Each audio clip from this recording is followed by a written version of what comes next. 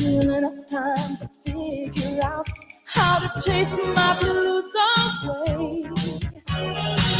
I'm gonna ride up till now. It's the light of day that shows me how. And when the night falls, loneliness calls. Oh, I wanna dance with somebody. I wanna feel the heat with somebody. Yeah, I wanna dance with somebody. With somebody who loves me. Oh, I wanna dance with somebody. I wanna feel the heat with somebody. Yeah, I wanna dance with somebody.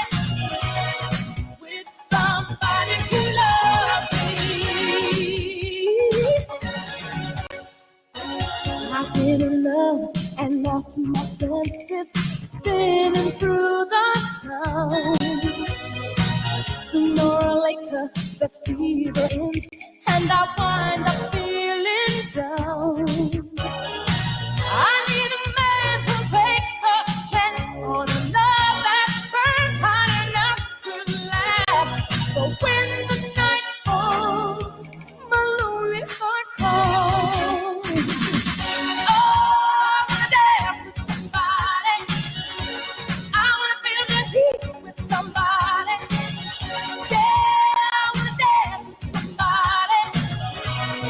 With somebody who loves me.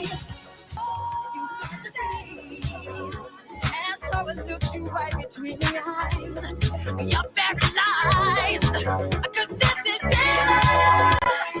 daylight night, and no one's gonna save you from the beast about to strike. You know it's daylight night. You're fighting for your life inside a together, together tonight. Ooh.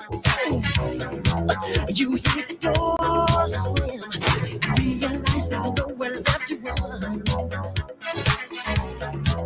You feel the cold hand and wonder if you ever see the sun.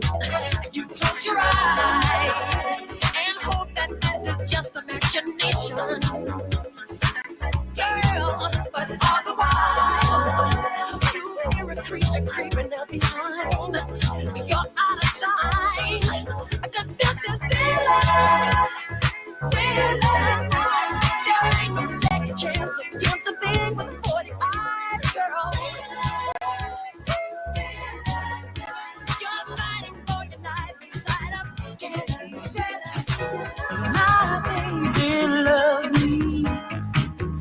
He told me that, and I never questioned that point of fact. There is no fighting, scandal or shame. He really moves me, drives me insane. I can't talk to you now, girl. I got love to get. When my baby calls, I gotta jump to it. I'm in a hurry, there's love to get. When my baby calls, I jump to it. Jump to it. Oh, jump to it. Ooh, I just can't wait today at 4.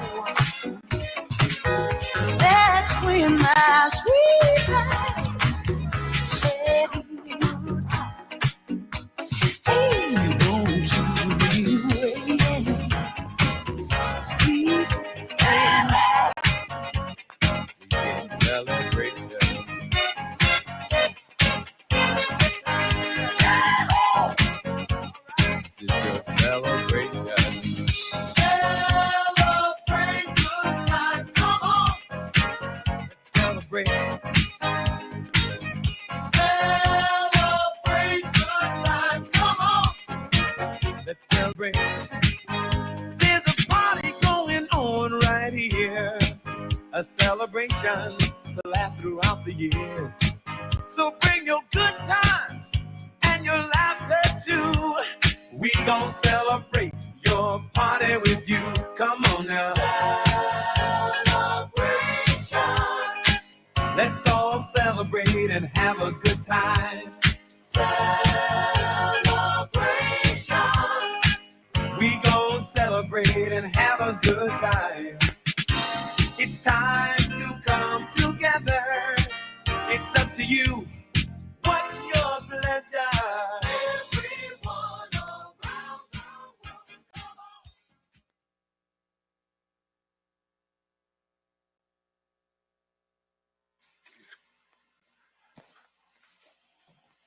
Good morning, everyone, and welcome to the Geordie at 40 Party playlist. We're so fortunate to be streaming this special talent-filled 4-hour event from our awesome new space. It's past Geordie in beautiful Little Italy, Montreal. My name is Mike Payette. I'm the artistic director of Geordie Theatre. Welcome. Our Geordie office and our live streaming rehearsal studio are located on the traditional territory of the Kanien'kehá:ka Mohawk Nation of the Haudenosaunee Confederacy. Montreal is known in the Mohawk language as Jajage, or broken in two because of the way the river breaks around the island. It's considered unceded territory of the Kanien'kehá:ka Nation. We know this land exists as a meeting ground of many peoples, including the Abenaki, Anishinaabe, Huron-Wendat, and other nations of the Haudenosaunee Confederacy. We offer our deepest respect to the elders of these communities and to all Indigenous peoples who carry this land's history. Founded by Elsa Bolam, Geordie Theatre was created to bring enchanting, professional, and inspiring theatre for young people, their families, and their communities in Montreal and abroad, giving a platform for magical and celebrated stories to be seen and offering both emerging and established artists a space to thrive. Geordie started as one person's dream and has now become a foundational pillar in Montreal and Canadian theatre. 40 years later, Geordie has grown to be an award-winning, critically acclaimed company presenting live English language productions for young audiences all over Quebec and abroad. Our flagship touring productions, also known as the Two-Play Tour, the longest annual tour in Canada, reaches more than 40,000 young people and their communities, delivering more than 200 performances every single year. The tour alone has reached more than 2.5 million young people. Our larger main stage productions have invited Montreal schools and public to experience truly moving and important pieces of theatre that encourage conversations between young people and the adults in their lives. Whether it be our continuous cultural and social engagement, our community involvement, or our dynamic Geordie Theatre School, we are so proud to have been a home for so many generations and for decades. Those of you who know us know that in a regular year, we would be rehearsing for our biggest fundraising initiative, our annual gala production, which brings community engagers and leaders volunteering their time and efforts to raise a whole lot of funds to support our unique mission of inspiring and motivating young people through theater. Of course, this year is unlike any other we have faced. Over the past 9 months, we have stood beside all of you who continue to find normalcy through these unprecedented times. We've been in your schools through the adapted Two-Play Tour live streaming platform. We've been in your homes, offering virtual theater training to children and teens with GTS Online, keeping young people connected even when we're apart, and giving families a little breath through play and imagination. Our board and our staff have been working tirelessly to keep theater alive for our community and for young people. But we could not do this without your continued generosity and support for everything that we do. And so, to honor you, our team, our artists, and our history, this 40th anniversary party is for you. We have a hot list of talent and interviews for the next few hours. Through song, story, music, dance, and play, we'll hope you'll keep tuning in to discover what we have in store. How do you do that? Well, follow us at Geordie Theatre on Facebook, Twitter, Instagram, LinkedIn, TikTok, and YouTube. As you're enjoying the playlist, reach out to your friends, your neighbors, your family, and get them in on the fun. Now, although this is a party, This is also an important fundraiser to keep Geordie moving and grooving during these times and beyond. So check out geordie.ca/Geordie40, take part in our awesome silent auction, or find the link that allows you to make a generous donation. But if I were you, I'd take advantage of the fact that we have some incredible Geordie staff and board members on the telephone lines at the office right this second. And they will be happy to tell you more about where your contribution will go and how you are making a difference. We would love to hear from you. Just give us a call at 514-845-9810. Now, we have a very special treat. Let's kick things off with, some dancing. Introduced to electronic music by his brother and cousins, and the world of DJing by one of his teachers, and giving us some smooth vibes and some hot tracks throughout the day is Geordie's very own house DJ, DJ Toback, aka 15-year-old Thomas Backman. How about we get started with a 40-second party pit stop? Take it away, DJ Toback.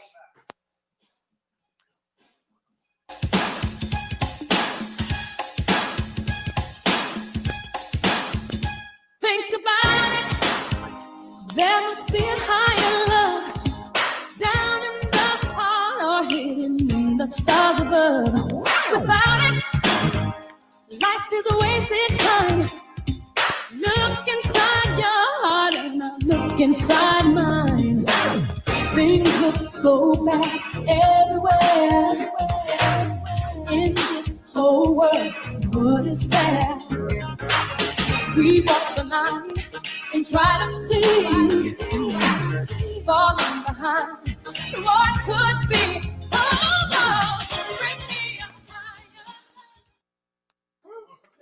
Thanks, DJ Toback. Trust, there will be much more of that throughout the day. So keep your eyes and your ears peeled for the next party pit stop.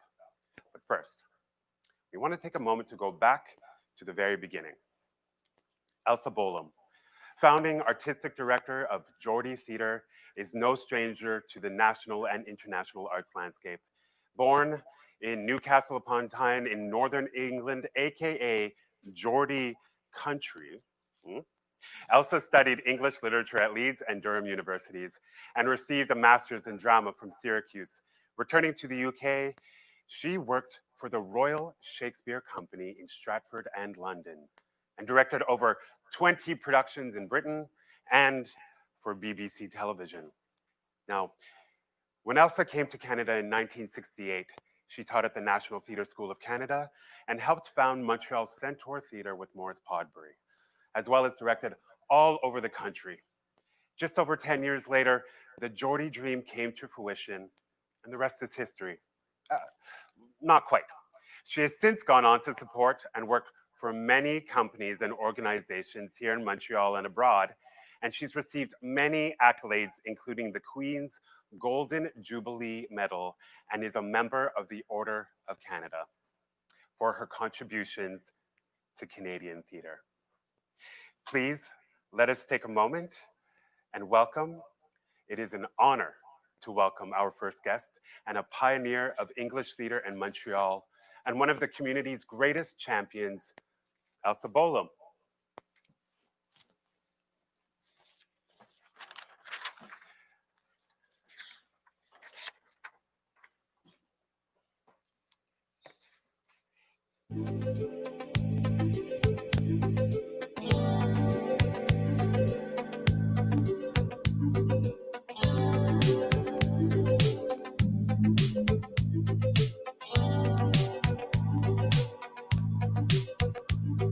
You must understand, the touch of your hand makes my pulse react.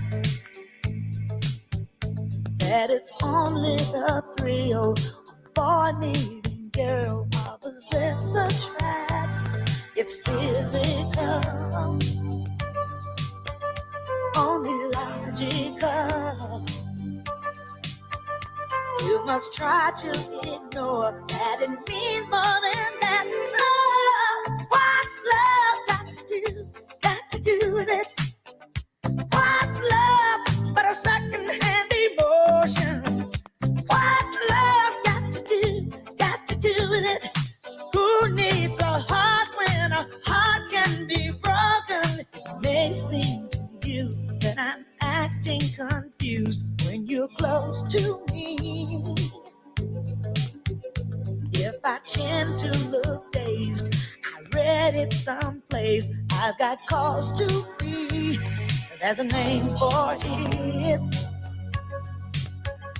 There's a phrase that fits. But whatever the reason, you do it for me. Oh, what's love got to do? It's got to do with it. What's love but a second-hand emotion? What's love got to do? It's got to do with it. Who needs a heart when a heart can be broken?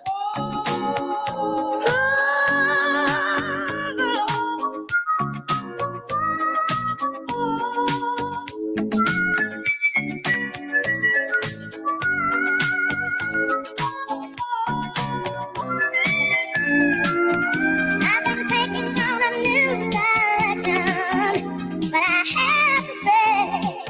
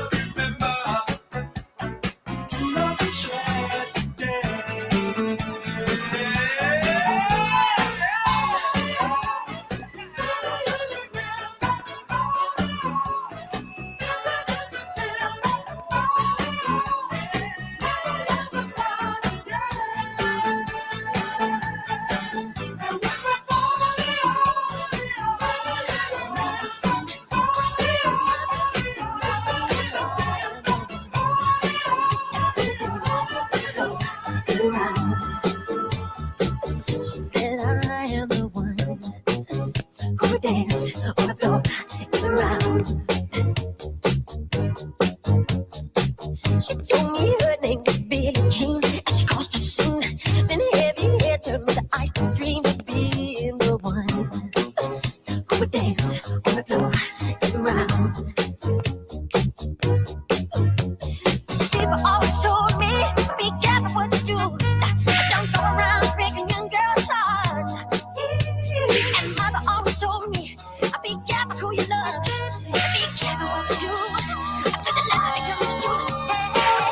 Hey, Billie Jean is not my love. She's just a girl. Think that I am the one. But the kid is not my son. She says I am the one. But the kid is not my son. 40 days and 40 nights I was on the side. But who can stand when he's in demand? Her schemes and plans. Go and dance on the floor and around. So take my strong advice. Just remember to always think twice. Don't think twice. She told my baby there's the three. She looked at me and showed a photo with baby crying. His eyes were like mine.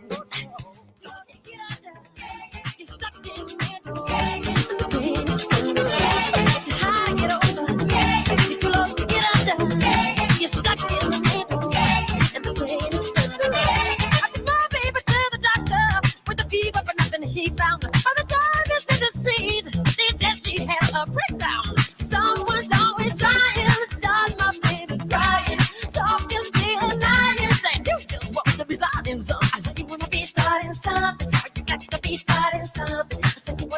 started something. You got to be started something. But you hide to get over. If you love to get under, you're stuck in the middle. Hide to get over. If you love to get under, you're stuck in the middle.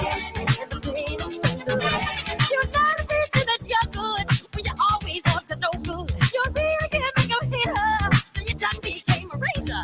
Someone's always trying to keep my baby crying. Treacherous kind of declining. You got my baby crying. Let me stop it. Baby, you're much too fast.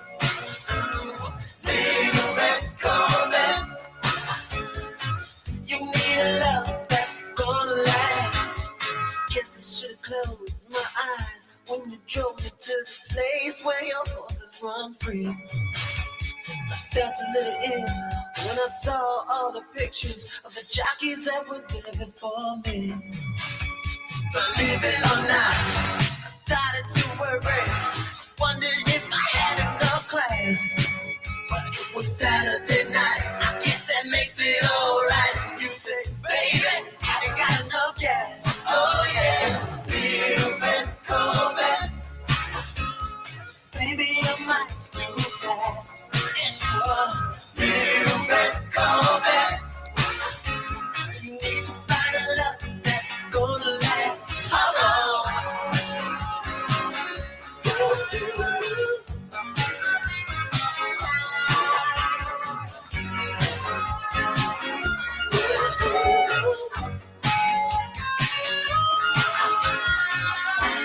Body like you, he's on a James. He's on the verge of being obscene.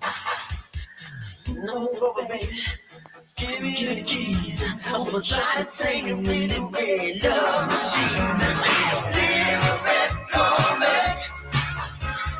Baby, you're much too fast. Little red Corvette. Need to find a love that's gonna last. Here in a place so cool. She was like.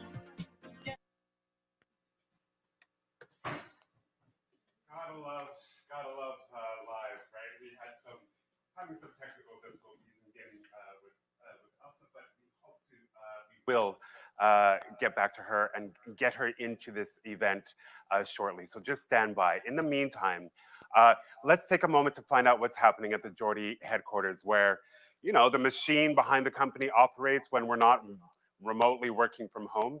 I want to take a moment to chat with our very own Jessica Abdallah, our artistic associate and director of the Geordie Theatre School. Is Jessica there? Hey! I'm here with all my glitter. You are here with your glitter. I'm here with my glitter too. I love it. I always love an occasion to pull out my 80s wear. So yeah, that's awesome. You know, we wanted to get in touch with Elsa, and Elsa's just working things out in terms of the link. But in the meantime, I wanted to check it because you and a couple of other staff members, as well as Carol Ann Hoyt, our vice president, are in the offices on the lines, right? Yes, and we've been getting some phone calls. Oh, that's awesome. That's great. Even technical difficulties and everything. That's awesome. Whoever made that. Wanting to support Geordie. Exactly. So as the director of the Geordie Theatre School, I want to give our audience an opportunity to learn a little bit more about what it is that GTS does. So can you give us a little bit of information about how GTS came to be and what are some of the, I guess, driving forces that guide how you build your programming and curriculum for GTS? Yeah, so we're actually celebrating our 10th year of this new iteration of Geordie Theatre School. Originally it had started prior, and then we took a bit of a break and came back with this fresh new Geordie Theatre School. And so began in 2010. And when we're looking at what we found really important this time around was really the idea of, we call it our 3 C's. So confidence, creativity, and craft. There's a lot of programs out there that train people to become actors. And while that's something that some of our kids absolutely want to do, there's also a lot of kids who need theater for other reasons. And so that's why we really focus on those 3 things of confidence, building up their confidence, instilling a desire and a comfort and an ease in this idea of creating, and then showing them the craft, which is awesome. So everything that we do, whether it's our workshops or our weekly classes, whether we go into schools or we have kids come to us or we're online, everything has to do with those three principles and staying current and figuring out what they're enjoying and challenging them. Yeah, and because theater is not, it's not just about entertainment, right? We're not just building future artists or actors. We're using theater as a vessel to instill that confidence and creativity and certainly craft so that we can foster the future of community leaders, right? Well, and that's just it. A lot of the kids, some of them stay with us for years and continue and audition for theater programming. But a lot of them, they come in and out, they might stay for a while, and they grow as being human beings, and they get their own agency, because a lot of what we do is about getting them to come up with their own stories to tell the things that they want to hear. And so it's really exciting to see them take agency and decide what it is they want us to hear, what stories they want to tell, what characters they want to be, even if it's a ghost cat. even if it's a ghost, especially if it's a ghost cat. Yeah.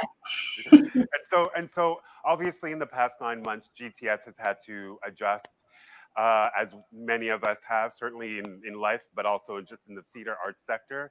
And so what has been going on in terms of GTS and shifting to online programming? How has that worked out for students and for families at home? Well, we shifted pretty quickly. Lockdown happened. 2 weeks later, we were essentially online classes. We learned a lot. The teachers, without the Geordie Theatre School teachers, bringing in their own innovation, testing things, shared knowledge. A lot of us like writing to each other, sharing what's working, what's not working. I feel like what's happened is we've really created an online content that, while it's not the same as being in person, it still has the values of like liveness and of interaction. And so I think that's what's been great. Like, we have our weekly classes, ages 6 to teens, and they're creating a final show for December, which they will present live stream to their family. And we're excited. We have a workshop series that we initiated this year because it's our 10th anniversary. And we started a teen ensemble, which has also been kind of like a goal of you and I. We've been talking about this forever, and now it's happened. No better time than the present. Listen, Jess, we're gonna touch base further throughout in the next few hours. I know that you have some special guests that you're going to be interviewing later on.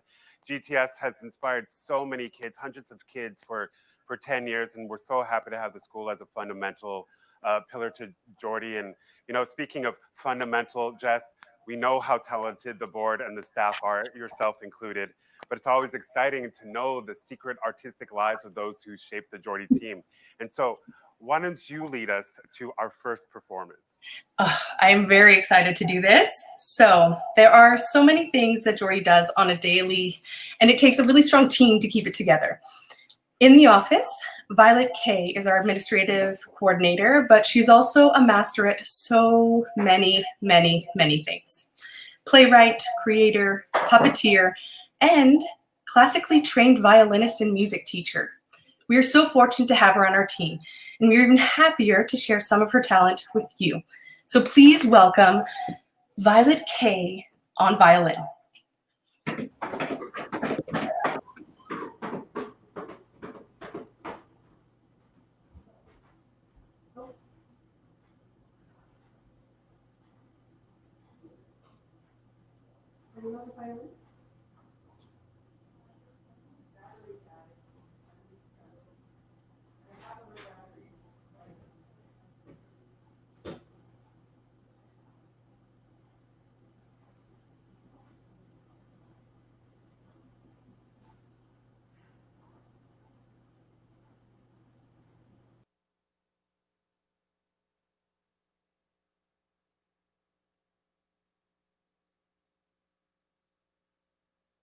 To be heard. So why don't you go back to where you were? We were going to set up, and then when you're ready, take it away. Let's put up that title card again for Violet Kay. You just set up where you need to set up. Here, want me to get it?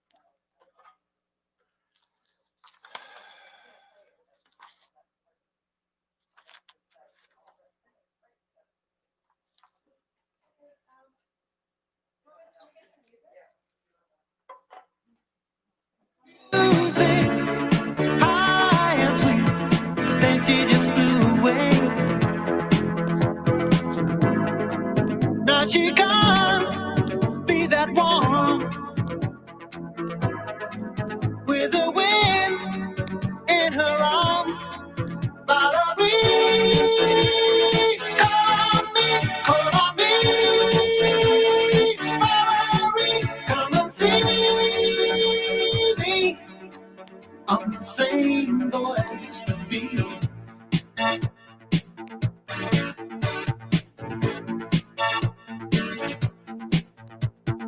Love songs fill the night, but they don't tell it all. Not how love is crying, just like that guy you her cries, and that in time, somewhere, someday, some.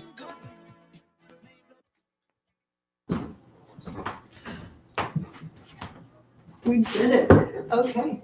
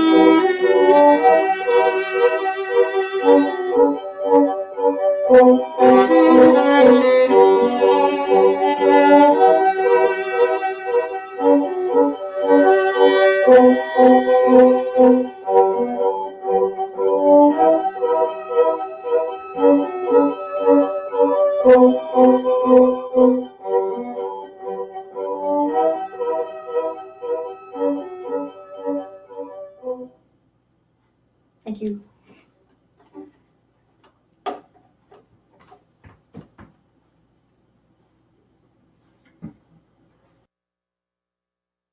Absolutely stunning. Thank you, Violet. Now, where's Jess? I think Jess is there as well, yeah? Let's bring in Jess. Hey, Jess. Now, it's my understanding that Violet K, multifaceted Violet K, composed that song specifically for Geordie. Did you know? I didn't know that. Yeah, I know, right? This is Oh, what I mean about these these talents, that everybody has, and then they sprung up, some awesome composition. well, Thank and she just got the loop pedal thing. I remember her posting about that. So she's just learning how to even use that thing. It just blows my mind how awesome she is. I know, and she's so awesome. So just like I said before, we got a lot more performances ahead. Still working out some technical kinks and getting Elsa back online. The world But, of the pandemic. pandemic. What are you gonna do? Pandemic. Exactly. But why don't we talk a little bit about the Geordie Bursary Fund and why folks might find it interesting to donate to Geordie, and particularly to Geordie Theatre School. Yeah, the GTS bursary was started in 2016 with the support and help of the Evenco Foundation, which really helped us in that first initial year. And since then, it's been a lot of individual donations and campaigns. But essentially, the program, what it does is it provides full or partial scholarships to Geordie Theatre School, which is allowing access to theatre education and to the means to explore, like we said, the confidence, creativity, and craft, to allow that to people who are from lower income families, who might be from marginalized communities.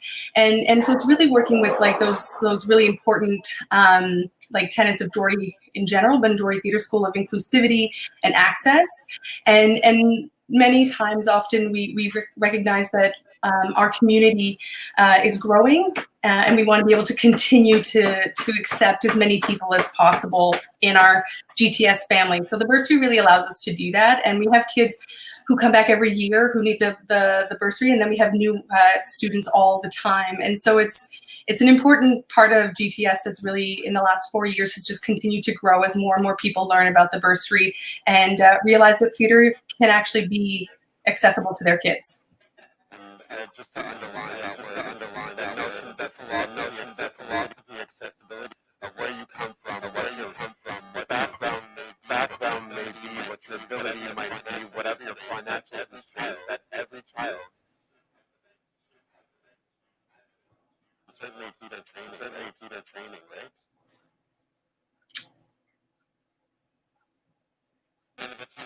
In with you very shortly. Stay on the lines. Thanks so much. Now, theater can inspire so many voices, and it's important in knowing that art as a whole can empower young people, whether it be the visual arts, acting, dance, song. There is a way of telling a story for absolutely everyone. And so please, let me introduce our next artist, Izzy Tamale, aka T Money from the Five.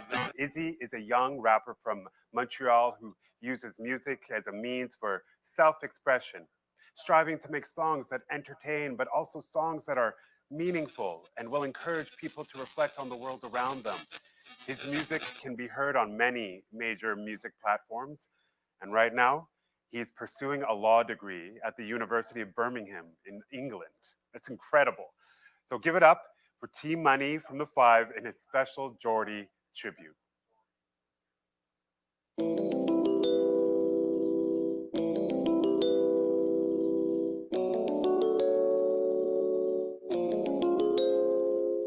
Yeah. You know, William Shakespeare once said, all the world's a stage. And if life is a production, I believe that we get to choose the role that we play in. Ha!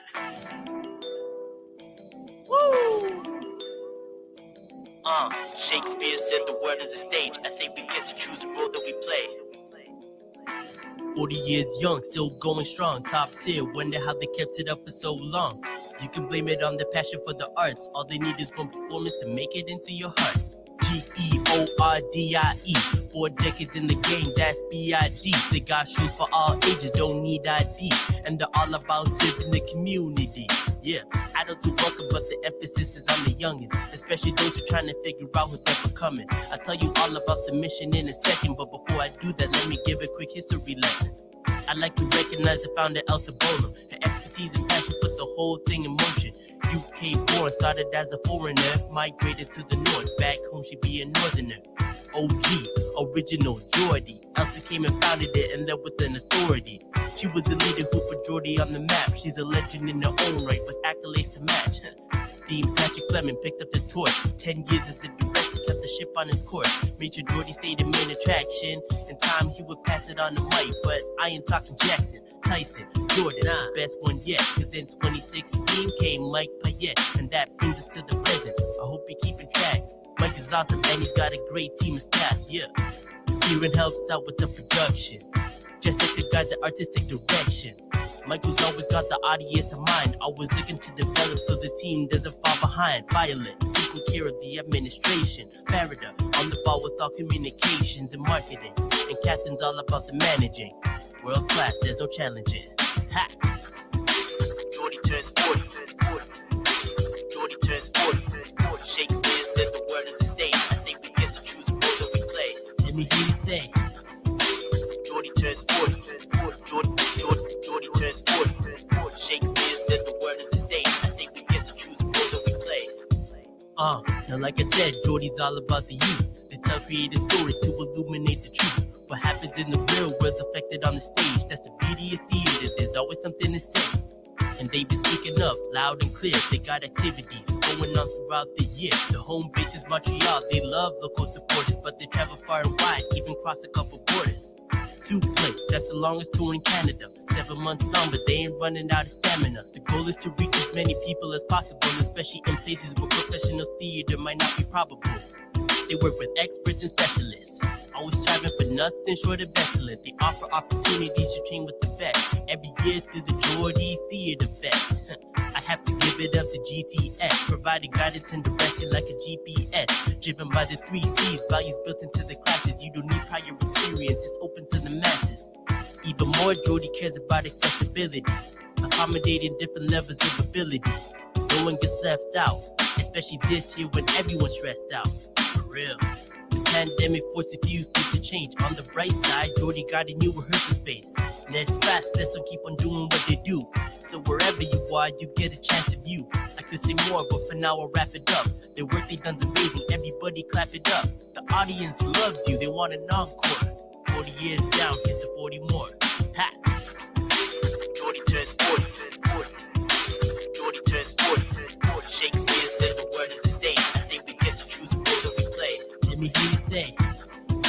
Geordie turns 40. Geordie turns 40. Shakespeare said the word is a stage. I say we get to choose the role that we play. Word out.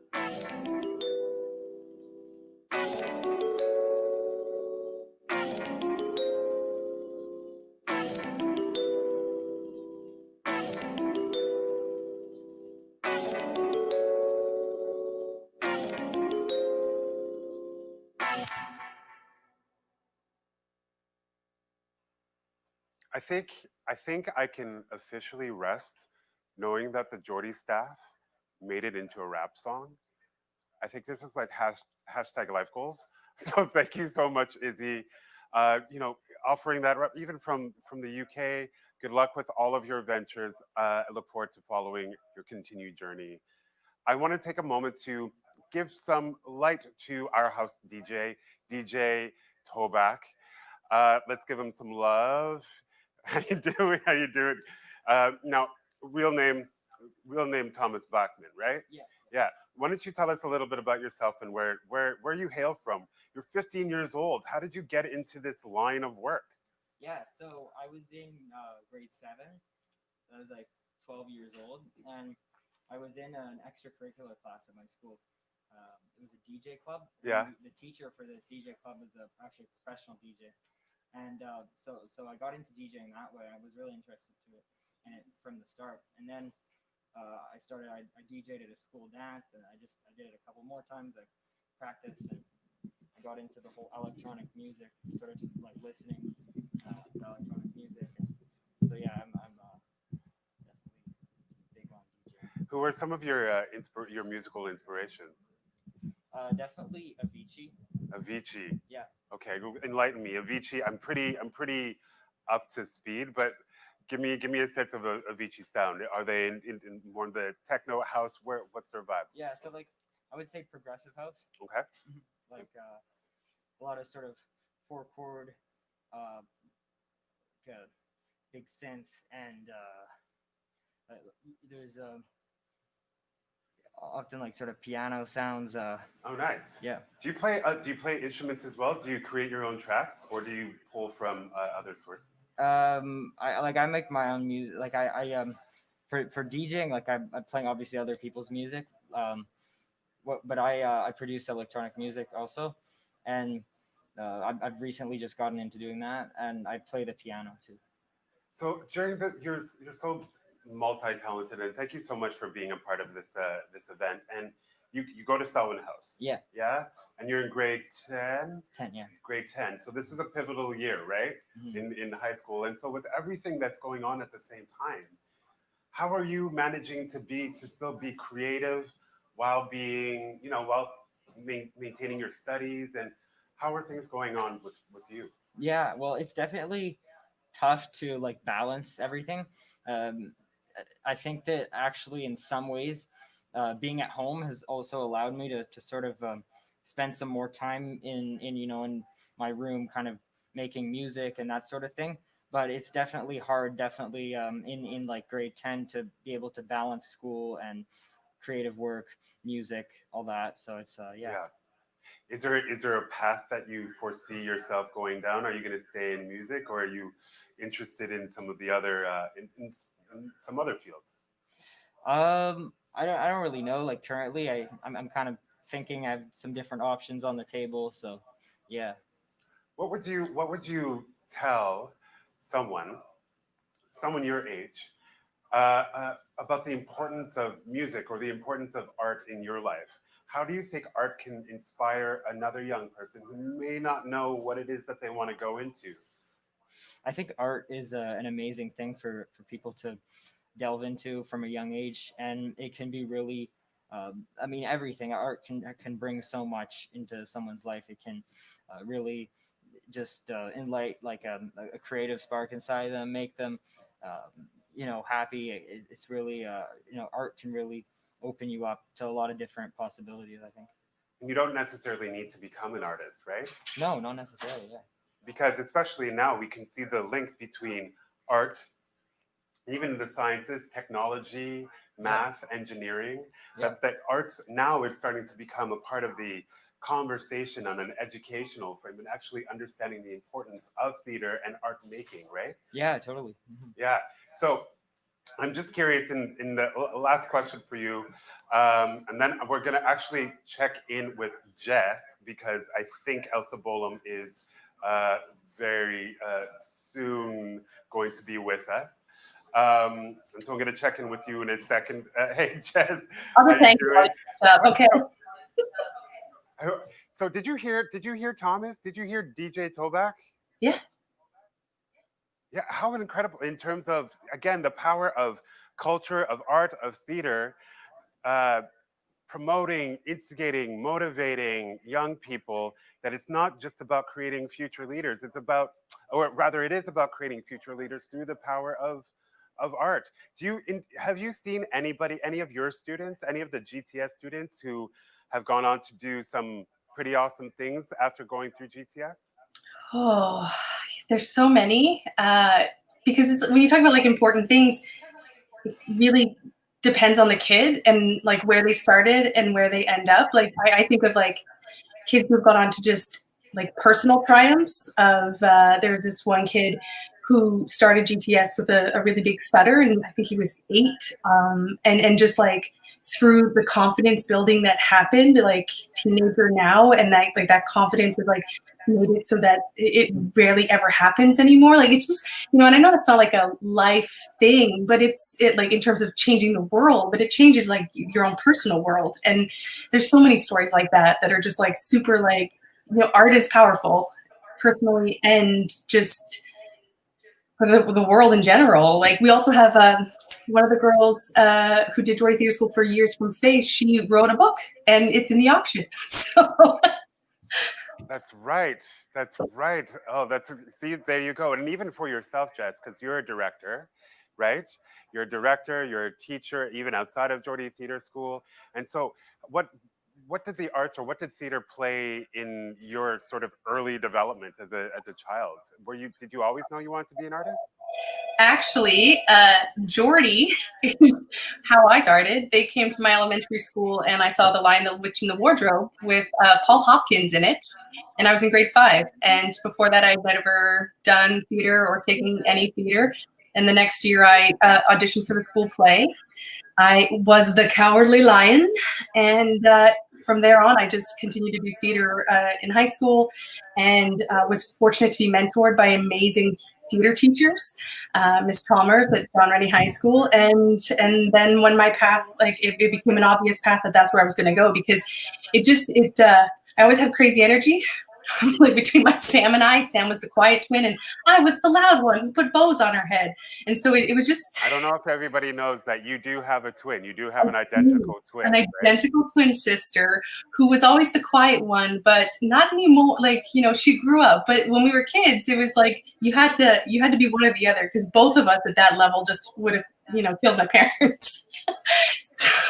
So like, theater gave me a way to focus all the creativity that I had and all the energy that I had and all the things I wanted to say. It gave me a medium to focus that. And that's always been like my trajectory through becoming an actor. But then when I discovered directing and that I love all that energy and bringing it forth, I also love working with a team to create something together and to offer it that way. Absolutely beautiful. We will check in with you momentarily. We're going to take about a minute a pause. Going to play some music with DJ Toback, and then when we come back, we'll have Elsa Bolam with us. Thanks so much, Jess. Thanks.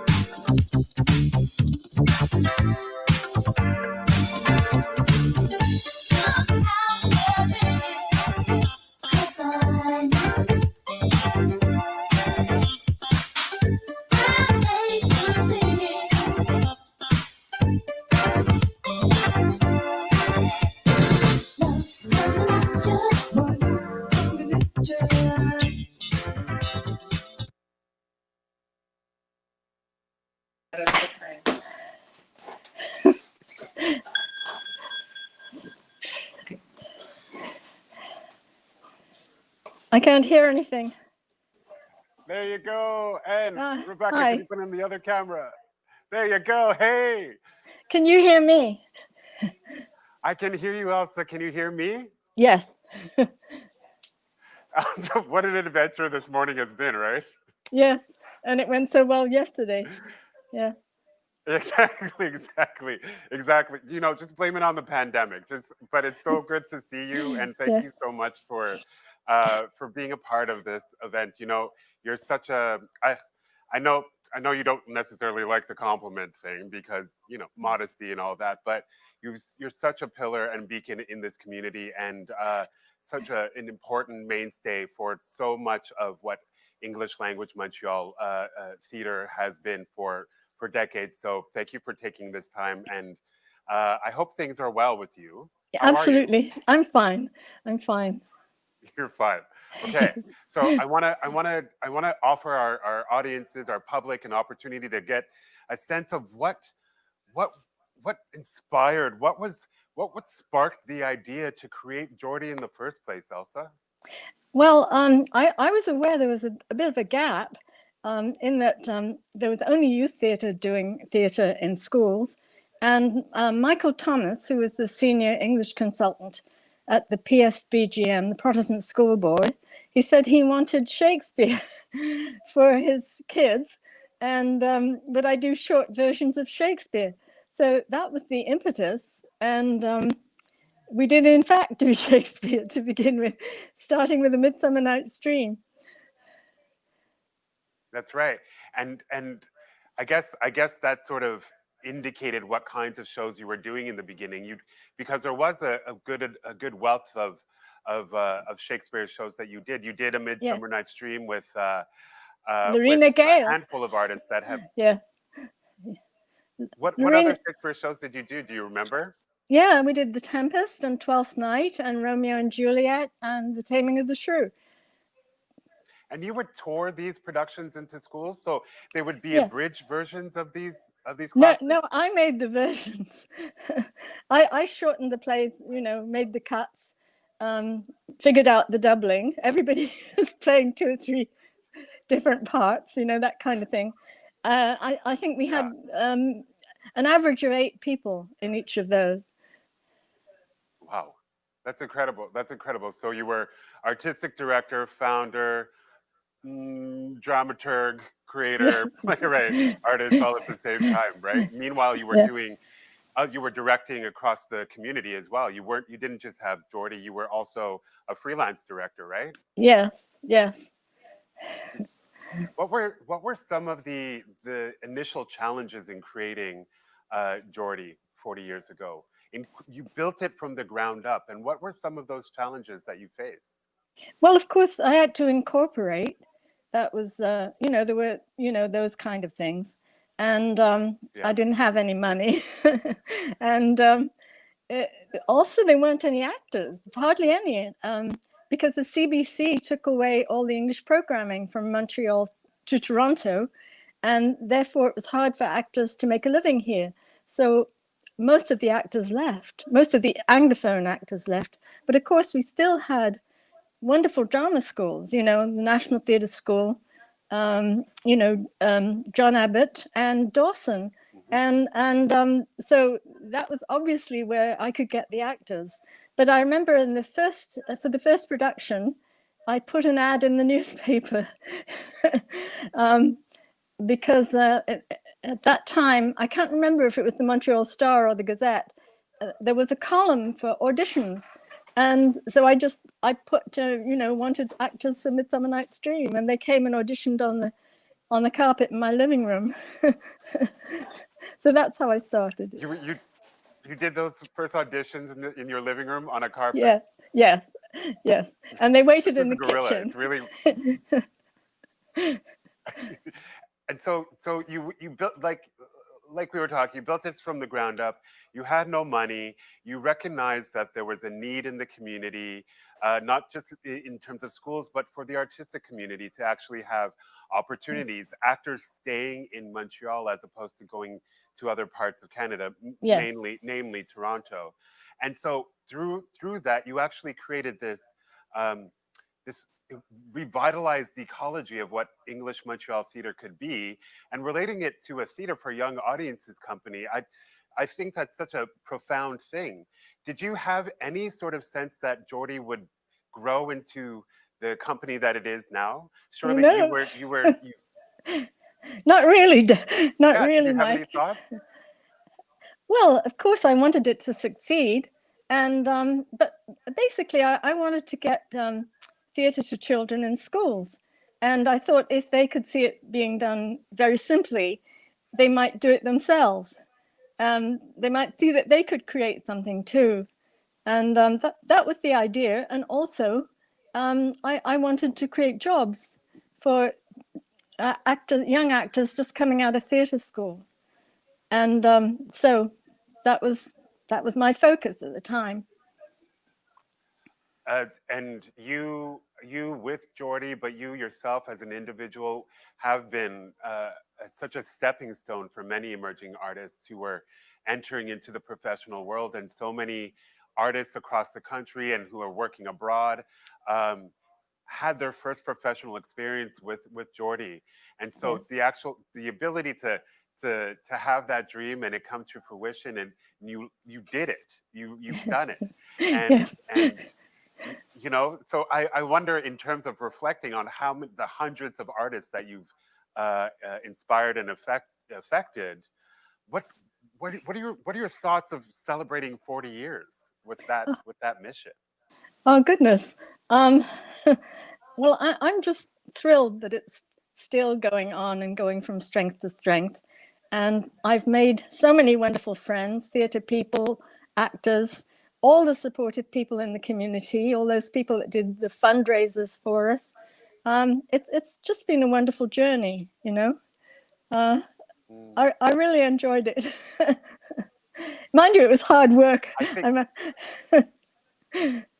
I remember starting 5 years ago, and going back through all of the letters on type that you type on Yeah, typewriter yeah, into the foundations and public funders. I was like, that is some old school direct communication. I saw, and you know, just seeing the actual paper and seeing your print was, I could see how much work, how much grassroots work you did in creating that foundation for Geordie. yes. I always wanted it to be for our community, and I always wanted our community's actors to get the jobs.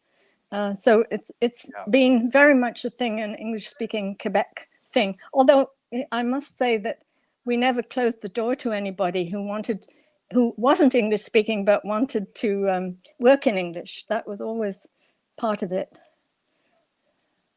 Opening doors for so many communities. And I think the, you know, using the tour alone, the regions, the communities that the tour would reach from all over Quebec, parts of the Maritimes, parts of Ontario, in the States and abroad, you've reached so many communities. And so how important, once you had that sort of foundation of supporting the art and supporting the artists here in Montreal, how important was it for you to disseminate that work so that other communities can see the joy and the impact and experience the joy and impact of not only theater, but the kind of work that Geordie was bringing forward? Well, I think the big step was going from, you know, doing like 18 performances in Montreal to fanning out into the province. And that took quite a bit of doing. But the actors always like that part of the tour the best. It's the most interesting. They go to the lower North Shore, you know, all kinds of places on small planes, on lobster boats, whatever. And so that was the first big thing. And then later on, of course, we did tour to the USA and had the pleasure of performing at the Kennedy Center and the bigger packed, you know, event. And I don't know. There's the fact that you've made that amount of reach, and I know in sort of reflecting on all of that work, it's hard to sort of surmise how much you've done in just 10 minutes. but trust there's a world of people who are thanking you and who are appreciative of the opportunity that you've given, myself Well, included. I do yes. remember, I do remember that the first main stage show that I did with Geordie in 2004 was Robinson Crusoe, and that was towards the end of your tenure, and it was directed by Dean, who ended up becoming the artistic director. And I remember going into Robinson university, my Crusoe, first yeah. year of university at Concordia, and Rachel Van Fossen, who was a professor at Concordia and also the artistic director of Black Theatre Workshop at that time, that she told me that you said to her, "Watch out for this guy," and you opened that up. And so, so I don't know if you remember, but I remember, and so thank Okay. you. And Elsa, I want to give you the last word, and you know, at this particular point, you stepped away 14 years ago, but at this particular point in time, what is something memorable? If there's one thing that you can sort of encapsulate as your biggest takeaway from your experience with Geordie, what do you think that would be? Well, I think it's all the wonderful people that I worked with and all the wonderful people who helped me, because you make it sound as though I did this all on my own, but I had loads and loads of help from all directions. So everybody who worked with me and helped me. Yes. And I must say that apart from the fact that you know, unity, the feeling of doing something for the community, also providing all that work for young actors and go on to work at Centaur and stuff like that. Apart from that, I had some wonderful trips. I mean, we went up to northern Quebec, Angava Bay, and it was just like going to the Arctic. And then we flew to Alert to do Billy Bishop for the Forces Center, the Forces group there. And that was, going into another world. That's what it felt like. And, stuff like the Kennedy Center performance too. So, those are kind of the magical memories. But I think the main takeaway is it was a wonderful journey for me. And I want to thank everybody who went on it with me. It absolutely takes a village, and absolutely, Elsa, thank you so much. Please be safe. Please stay well. Love to you as always, and we'll be in touch very shortly. Okay, Mike. Okay, Mike. Well, good luck with the rest of the show. Okay, Thanks, bye. Elsa. Take care. Oh. Oh boy, I don't know. Every single time that I see Elsa's face, it's just like, so much gratitude. And certainly, she's absolutely right. It absolutely does take a community. It takes a village of people to put together to create a foundation as strong as Geordie. And we do thank, along with Elsa, we do thank everybody who contributed towards allowing our mission to come to fruition and for us to be able to celebrate 40 years. Let me tell you a little bit more about some of the work that we do. As we mentioned, as we chatted with Elsa about, every year Geordie produces several productions, including 2 shows, one for elementary, primary school audiences, and one for high school cégep audiences that tour for the span of 8 months throughout Eastern Canada, including all of the regions in Quebec, as well as parts of Ontario and the Maritimes, as I mentioned. We visit schools, theaters, libraries, and community centers. And for many years, we've been the only professional company to visit some of the province's most remote regions, ensuring that we give access to the arts to all communities. In some cases, without Geordie going, these communities would have little to no access to theater. The two-play tour is Geordie's flagship activity, and it has grown throughout the decades, but for many actors, this tour is a bridge into the professional world. We've worked with, as I mentioned, hundreds of artists with the tour alone, and many of the actors have gone on to do incredible things in the artistic and greater community. And so next up, it is my privilege to present our special group of people who have been mainstays to Geordie and the Montreal community. All four of these remarkable people have either gone on to do some outstanding things in education, arts, and youth advocacy. You've heard their names in some capacity, but for us, they are Geordie family. And so please welcome founding president of Fusion Jeunesse, Gabrielle Brand-Lopez, actor, creator, and producer Julie Tamiko Manning, actor, teacher, Cirque du Soleil clown, alumni Mike Hughes, and educator and artist Ryan Kennedy. Thanks so much for having us. This is really a thrill to be a part of this. Hey folks, how you doing? Great. We're thrilled. Great to see your face. We are thrilled. Oh. Yeah, no, I was just about to say it's so great to see your faces, and I know Gabrielle, you're in France, right? I am. 6 hours in the future. What is taking you to France? The education work I do, I work here in Bordeaux with the government, with the region and the Ministry of Education to implement everything Youth Fusion does. So I've been living here for 3 years now. So it's evening now. That's right. It's the evening. It's dark outside already. So I'm sorry. I don't have all the light. Everybody has beautiful light on them. I'm in the dark. You're in the dark. It's okay. You're doing just fine. You're doing just fine in Bordeaux. I am. Julie, hello. It's good to see you. Hi, Mike. Long time no talk. I know. When we were doing the CBC interview at 7:30 in the morning, and thank you, CBC, for speaking with us. It came to light that you had done upwards of 1,000 shows with Geordie, or 1,000 performances, I should say, with Geordie. Yes, that's correct. I think at a certain point there needs to be some sort of like badge, some sort of crest that you receive for that milestone.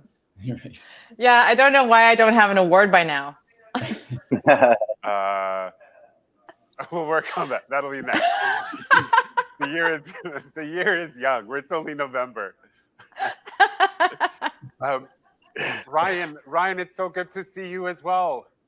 Nice to see you too. Thanks so much for having me. It's really great to see some familiar faces that I haven't seen in a long time, and to hear about what Geordie's doing these days. Absolutely. I wanted to, getting the four of you together. It's such a. There's a little bit of the older generation in some capacity, but those who have gone and sort of worked throughout the various tenures of Elsa, Dean, and myself. Ryan, you've been such a great support for Geordie outside of your capacity as a performer back when, but also as an educator. Can you let us know where you're at as a teacher? So I'm now a grade 1 and 2 elementary school teacher. I work at Selwyn House School. So with the little kids, it's an all boys school, so it's high energy. So my acting skills of, keeping the attention, keeping things moving, and improvising when something doesn't go the way I planned are definitely in use every day with elementary school kids. I certainly bring in Geordie every year to share the experience of live theater with my students, and it's always a thrill to see them watching the show, to see their reactions, to see them experiencing live theater, some of which at that age, have not been to a play or have not seen a live piece of theater.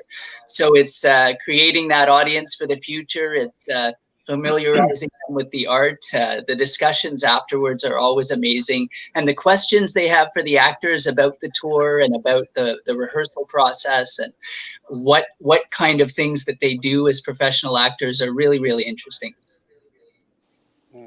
I was just chatting with Jessica Abdallah over at the Geordie office, and specifically with the Geordie Theatre School, but the notion that theater, seeing theater, having access to theater and theater training is not just about creating future artists, it's also about creating future leaders in the community, right? And so certainly you, all four of you are examples of that. Mike, you are now a teacher as well, yes? Yeah. I fooled someone into thinking that was a good idea. But no, yeah, I'm faculty at Dawson College which is a fantastic job. I get to spend my days, working with actors in training. And what an awesome sort of trajectory you've gone, right? Because you've done the school tour fresh out of, what was it, John Abbott that you went to school? Yeah, it was exactly. Elsa was the one who gave me my first job actually out of theater school. So I'm forever thankful for what she did. She just set such a huge part of my life in motion, and I'll forever be thankful to her. I love her so much. And so certainly with those initial shows and moving into main stage productions, you were in Danny in the Basement, you were in Charlotte's Web, a host of others, and most recently Around the World in 80 Days, a couple of years ago. What do you see has been the bridge from you as a performer and your work certainly with Cirque du Soleil? What has been your relationship as an artist and the importance of instilling that kind of philosophy and that knowledge for young people, especially under the guise of your work as a teacher at Dawson? Well, I think something Elsa hinted at, which I think all of us who did the two-play tour know, is it's a team. It's a total family. It's an extremely humbling tour because it's one of the main ingredients is work ethic, and the show doesn't function unless we're all giving our 100%. And there's something about starting there which really set me off understanding what type of theater I wanted to be a part of, what type of ensemble and community I wanted to be part of. And that's from that beginning, it's really shaped what I seek in making theater, even now with my students at Dawson. It's just to be really respectful and understand what we're doing and that we're doing it together. Julie, do you agree with that? Does that resonate at all with you? Yeah, absolutely. I think that working on the tour, not only is it a very physically difficult process to go through, because you load in, you load out twice a day, and you were performing in a gymnasium full of 300 people. But there's a real, I think, lesson in working with energy between the performer and the audience, especially an audience of 300 kids. It really, I think it teaches you, or at least I learned as a performer, how to be present in a room, telling a story and engaging the audience as well, not just talking at them, but to actually engage with that energy and to use that energy. It's a really wonderful feeling. Absolutely. Gabrielle, I'm curious in relation to those early stages of yourself, because I believe you went to John Abbott College as well, right? I did, yes. I was 19 when Elsa gave me my first job. Imagine. Honestly, being part of Geordie was a life-altering experience for many reasons. First of all, yes, it was my first job. I was 19, and I had just finished my 3 years at John Abbott in professional theater. And the reason why the tour really got to me and changed my life is the fact that we got to discover and go work in beautiful indigenous communities of northern Quebec, in Cree communities of the James Bay, in Nunavik with some Inuit communities. And that really shaped who I am today, because I remember thinking back in the day, that was in 2003, 2004. I remember thinking, I love working with these indigenous communities. I feel at home, and I love working with the kids here. And back in the day, I was barely 20, and I thought, if one day I work in education or I do anything in education, I'd love to come back here. And a few years later, in 2009, I created Youth Fusion. In January 2009, Youth Fusion started. And in December 2009, we were already signing an MOU with the Cree Health Board, the Cree School Board, to work with Waswanipi and Waskaganish. And very soon, we started working with the Kativik School Board to go to Kujuarapik, and as well as the Wapmax community next to it. And so it was a life-altering experience because it's part of my DNA now. It's part of the Youth Fusion DNA to do that, and it's really altered everything I've done.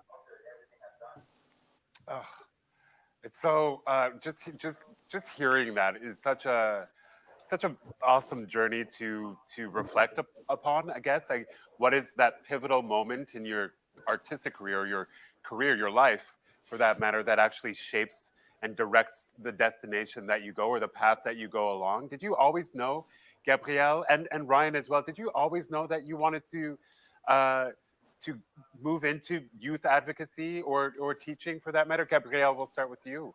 Um, Honestly, no. I went on to study at Concordia University in communications. I was doing a lot of cinema, and my acting career was still, there for me, and I wanted to pursue it. But then I got the idea for Youth Fusion, which, as I said, Geordie is part of it. And then all of a sudden, I became the president of this small organization, which grew so fast. And if you think about it, in the last 10 years, because Youth Fusion just turned 11, in the past 11 years, we've worked with more than 75,000 kids in over 300 schools across Quebec, across Ontario, New Brunswick, now in France, in urban, in rural, and indigenous communities. And we've managed to create over 1,100 jobs for young university, college students, or recent grads. And hearing Elsa before talking about creating those first jobs, well, she did that for me, and I guess she passed that on to me. And one day I decided to start creating jobs for many students. We have a theater program, of course, at Youth Fusion, but we also do other crazy programs like artificial intelligence, video game creation, entrepreneurship, and fashion design. So we have many programs, but we do have theater. So theater has been part of everything I do. So I never thought I'd get into the education field, but it's been a thrill. Wow. Ryan, do you have the same sort of thought? Yes, for me, I mean, it was a real journey. When I was younger, I was a very kind of shy, introverted teenager. And I discovered theater in high school, and it really was a journey of self-discovery for me, to self-confidence, self-expression.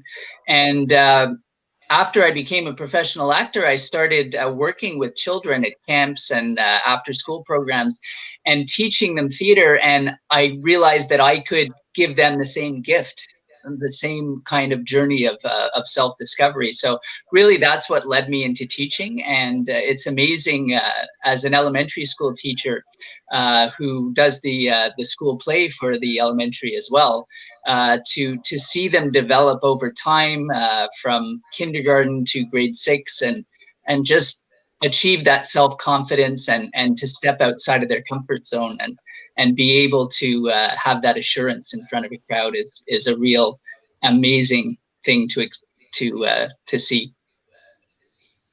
The four of you have given so much back to the community, to young people in particular, and it really speaks to that moment in your own young lives about how that moment can really shift the direction or guide you, maybe not shift, but guide you in the direction that speaks to you. And I wonder, Julie, in that capacity, because you are still in the arts, and you also have a mentorship lens, right? As sort of giving back, supporting of the next generation. And I wonder if you could speak about why or how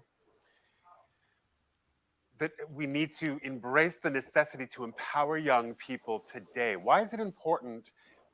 I hate to use the term now more than ever, but certainly now more than ever, there's a need to support, to listen authentically to what our young people are speaking about and what our young people need from folks like us. How important is it to empower young people today, and where does art fit or theater fit within that?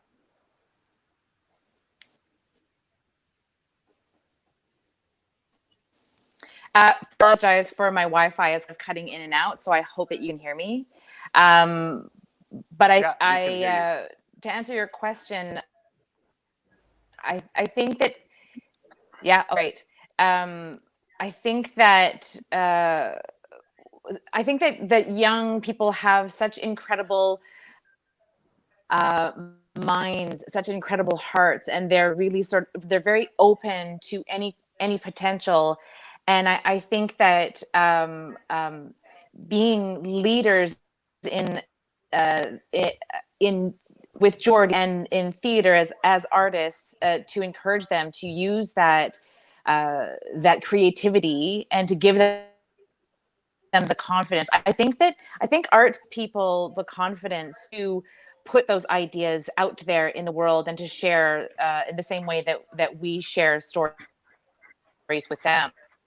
I really want to be able to young people have limitless space for their ideas, and really create the confidence in being leaders themselves. And I think I hope that answered your question. You you went in and out before the question. Absolutely, it's so super clear. And I wonder if Mike, if you can piggyback on that same question for you, why do we need to empower, and what is theater's role in advocating for young people today?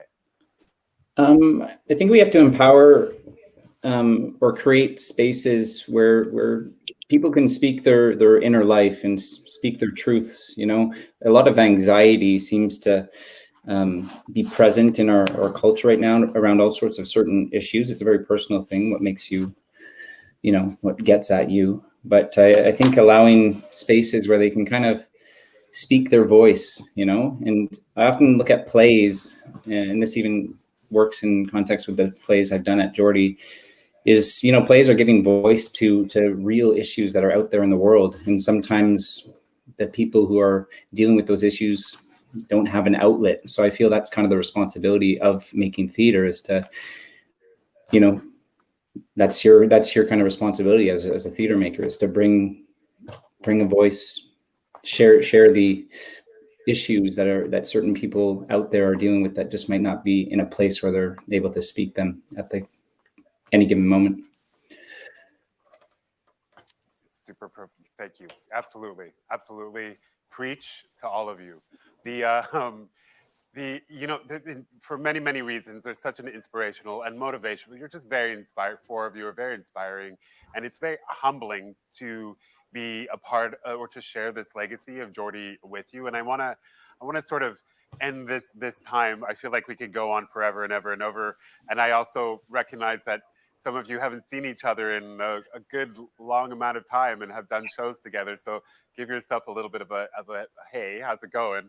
But can you think of a memory in particular, a memory of any sort of experience, either on tour or main stage, whatever, that has sort of stayed with you through time?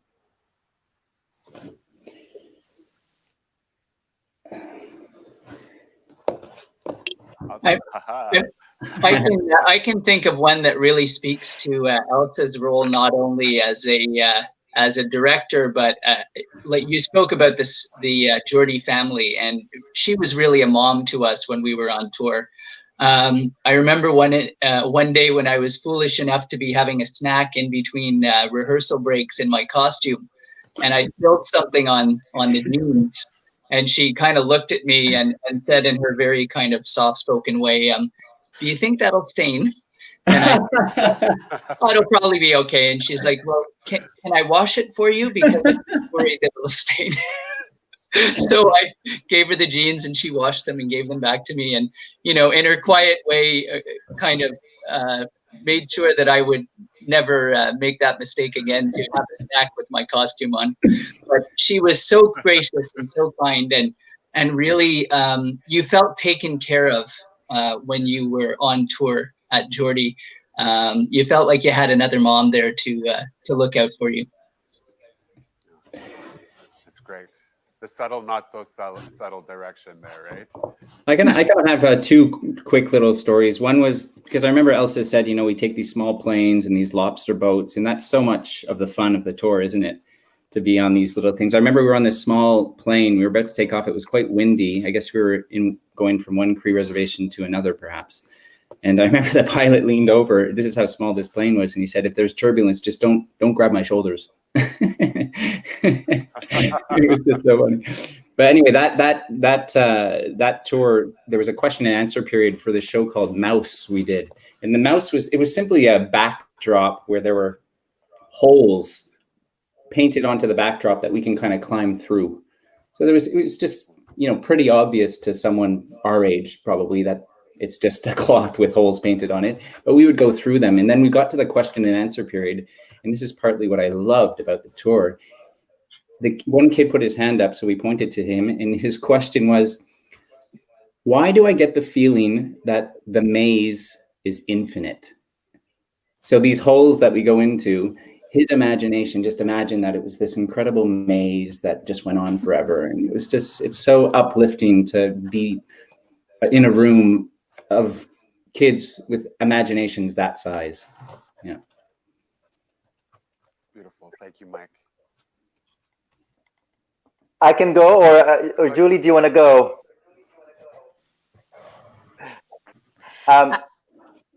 Go, Julie. Ladies first. Ladies first. Maybe I'll go while my Wi-Fi seems to be okay. Oh no. Go ahead.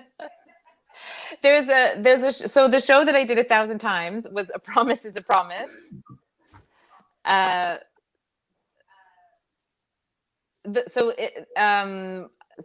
Written by Michael Kusagek and Robert Munch, and we were on.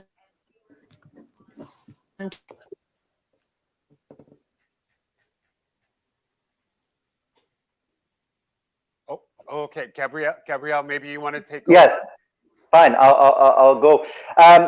My most memorable moment was being in Kujarapik and being by the Hudson Bay and in Nunavik, and witnessing for the first time in my life Northern Lights. The green dances in the sky just really just inspired me and made me realize how beautiful our country really is.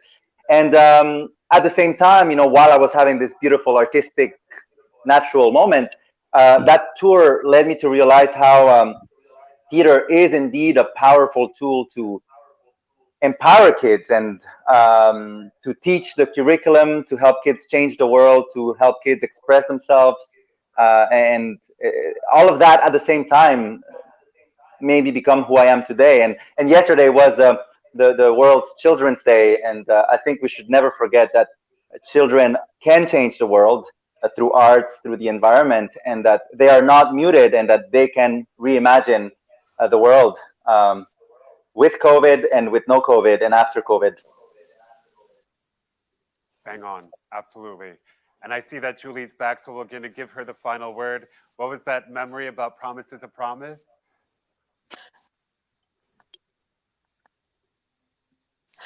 I'm so sorry. Can you hear me now? I'm so sorry about my Wi-Fi. We can hear you. You're a little spotty, but so we were on tour with A Promise shot. is a Promise in Nova Scotia with she was asked. Cliffhanger. Okay. So ooh, that is we were in Nova Scotia. One of the cast members is Laura Teasdale. Howard Rosenstein, Laura Teasdale, Julie, like I get that. Yeah. Okay. All right. We're gonna reserve that story, and so Laura. We'll reserve that story, Jules. And we'll take a moment. You're awesome. Mike, Julie, Gabrielle, Ryan, thank you so much for your time. Thank you for your contribution, not just to Geordie, but to the community at large. And please follow what these four are up to. They are movers and shakers, and we're so proud to have them a part of our family's history, and so make sure to check them out. Thank you so much to the four of you. Check out Fusion Jeunesse as well. We are going to shift cameras. Hey, okay. Thanks again to those four. Technology, but some really awesome stories that we heard. Next up, it is my absolute pleasure to introduce our next performer. Nina Sigalowitz is an Inuvialut Chipewyan from Fort Smith, Northwest Territories. She's a proud mother of three. She's an accomplished throat singer, drummer, and cellist. She's performed all over the world, including in an impromptu performance with musician Bobby McFerrin. Currently residing in Montreal, her community engagement has found her on the boards of the Native Friendship Center of Montreal, the Legacy of Hope Foundation, as well as the National Indigenous Survivors of Child Welfare Network. Please welcome the multi-talented Nina Sigalowitz. Hi, first of all, it's a real big honor to be included in this wonderful celebration.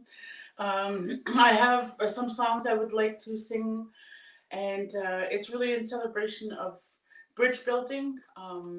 When I was working with Youth Fusion, and when I've ever had a chance to come in discussion, it's always been about understanding more and healing that relationship between Indigenous and non-Indigenous, and really just walking our path together in respect, which is something that I've always received when working with the groups. So this is really to honor all the work over the past 40 years, over the past while that, you know, as artists, we've always been working towards, which is speaking our intentions through music. So these songs are really dedicated to all the workers and all the youth and all the elders, and to thank the land on which we stand on, which is for me, it's traditional Ganyegehaga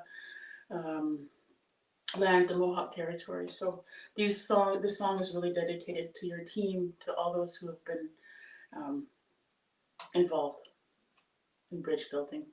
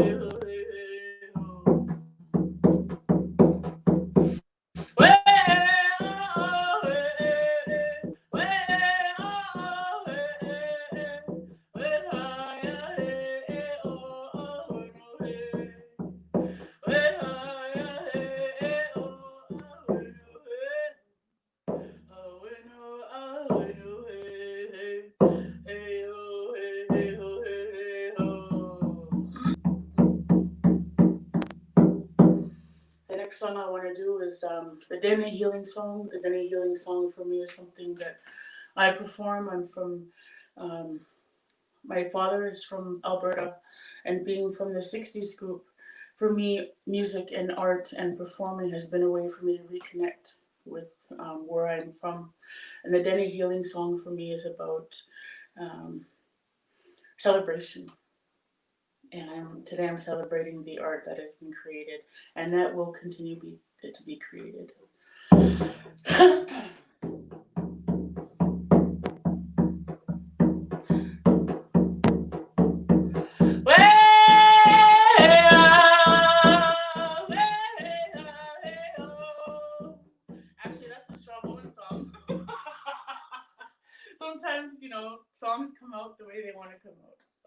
try the Denny Healing song again.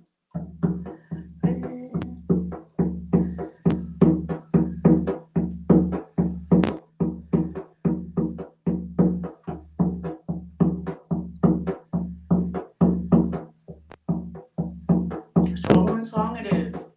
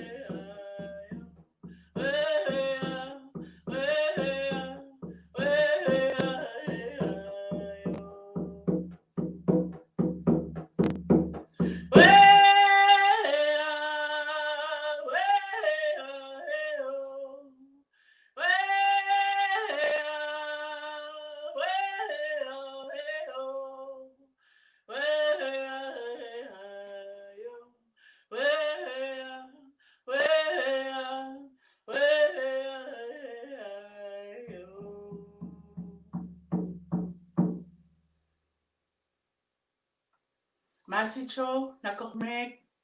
Merci beaucoup. Thank you so much for including me in this wonderful celebration. Thank you so much for. I'm taking the words of this is the time of building bridges and making those connections that we miss, that we need, that we're craving, not just for today, not just for yesterday, but for eons to come. And so thank you, Nina, for your gift and for being a part of this. Be safe, okay? You too. Thank you. Ah, breathtaking. Let's take a moment before we go into our next interview. I think it's time for a what? A what? A 40-second party pit stop. DJ Toback, let's go. To me, it's me too. I'm afraid you have seen nothing. Just a way to argue because I'm bad. I'm bad. You know it. You know I'm bad. I'm bad. You know it. You know I'm bad. I'm bad. You know it. You know. And the whole world has to answer right now just to tell you once again who's bad.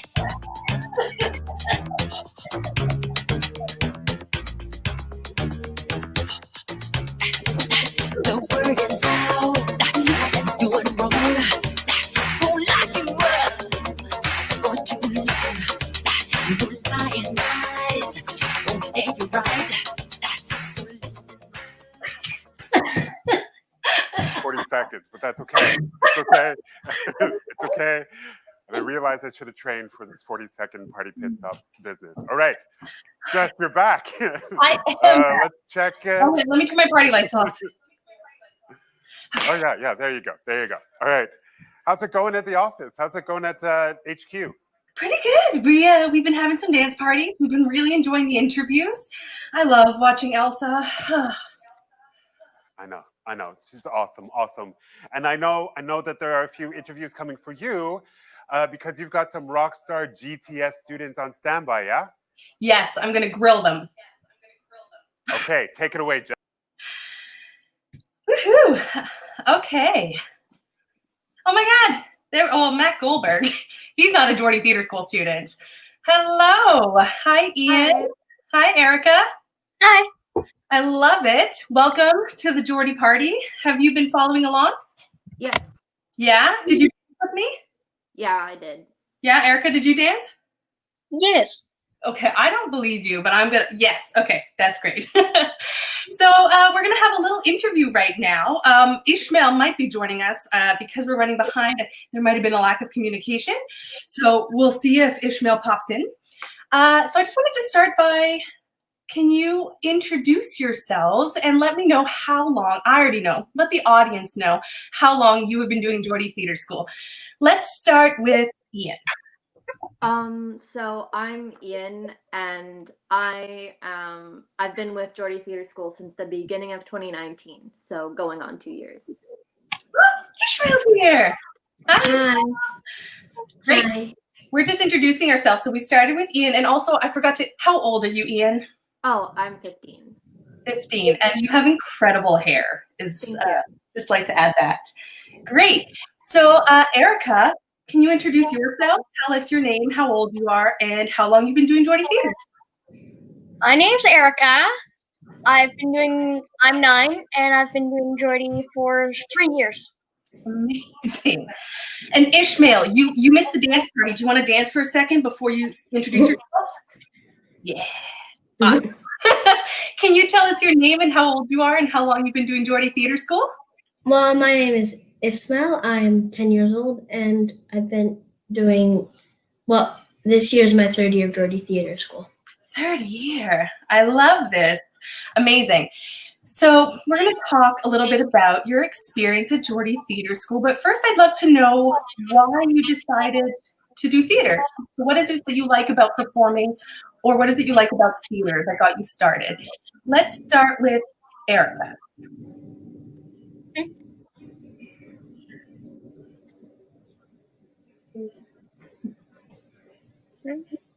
Erica, do you want to tell us why you like performing and why you like theatre? Your internet just cut it a lot. Okay, I'll start with Ian then. Ian, can you tell us about why you like theatre? Because you can make your own character, or you can be a character. Thank you, Erica. How about you, Ian? I want to pursue theater and acting as a career, and so this was like a really great step for me into like being able to enter that world. Amazing. How about you, Ismael? Well, I also want to be an actor when I'm older, and I love just being other people that are not only myself.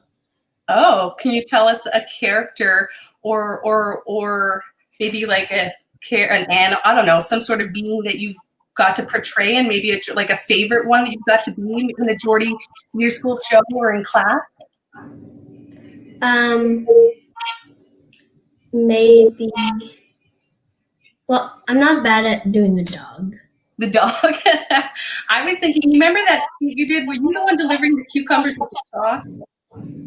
That was a character too. Amazing. Going off of that, go back in your brain. We've all been at Geordie for a little while. Do you have a favorite, most memorable moment on stage or in class? Who wants to go first? How about you? Me? Yeah. So my first year with Geordie was the theme. It was like mythology. And that was really cool. I loved being in class, and we had my teacher Dakota, who's great. We had a lot of physicality incorporated into it because we went with like the afterlife and how that was really cool. Just like the physicality of it all.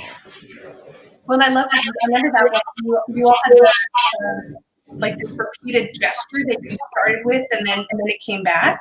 Yeah. How did you come up with that?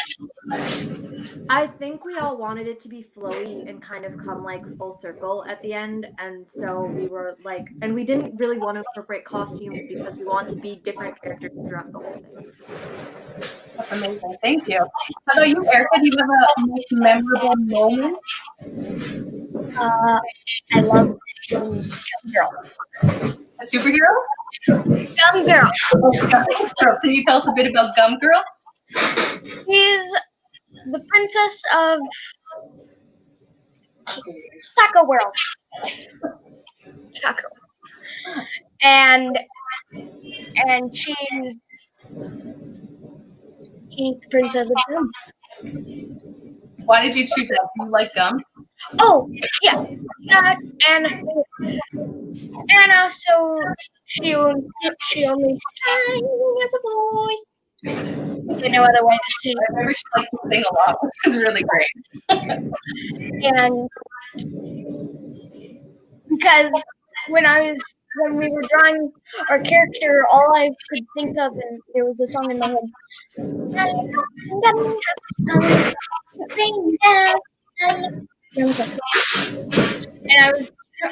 I just thought, maybe this character should be called Gum Girl. Awesome. You met of improv, which is great. How about you, Ismail? What's a most memorable moment for you? My most memorable moment in Geordie Theatre School was the first performance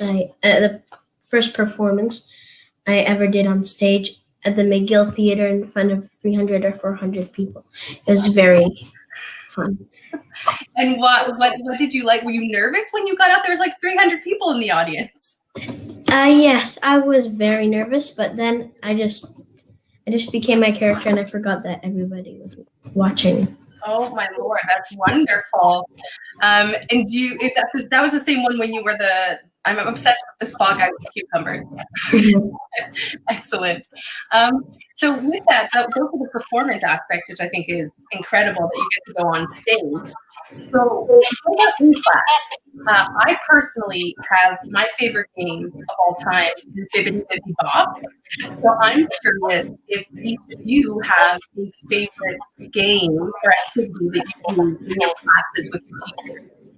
So I'm going to let's start with Erica. Do you have a favorite game? Yes, it's called Typewriter. Oh, can you tell us about Typewriter? So someone's typing, and it tells you. The person says,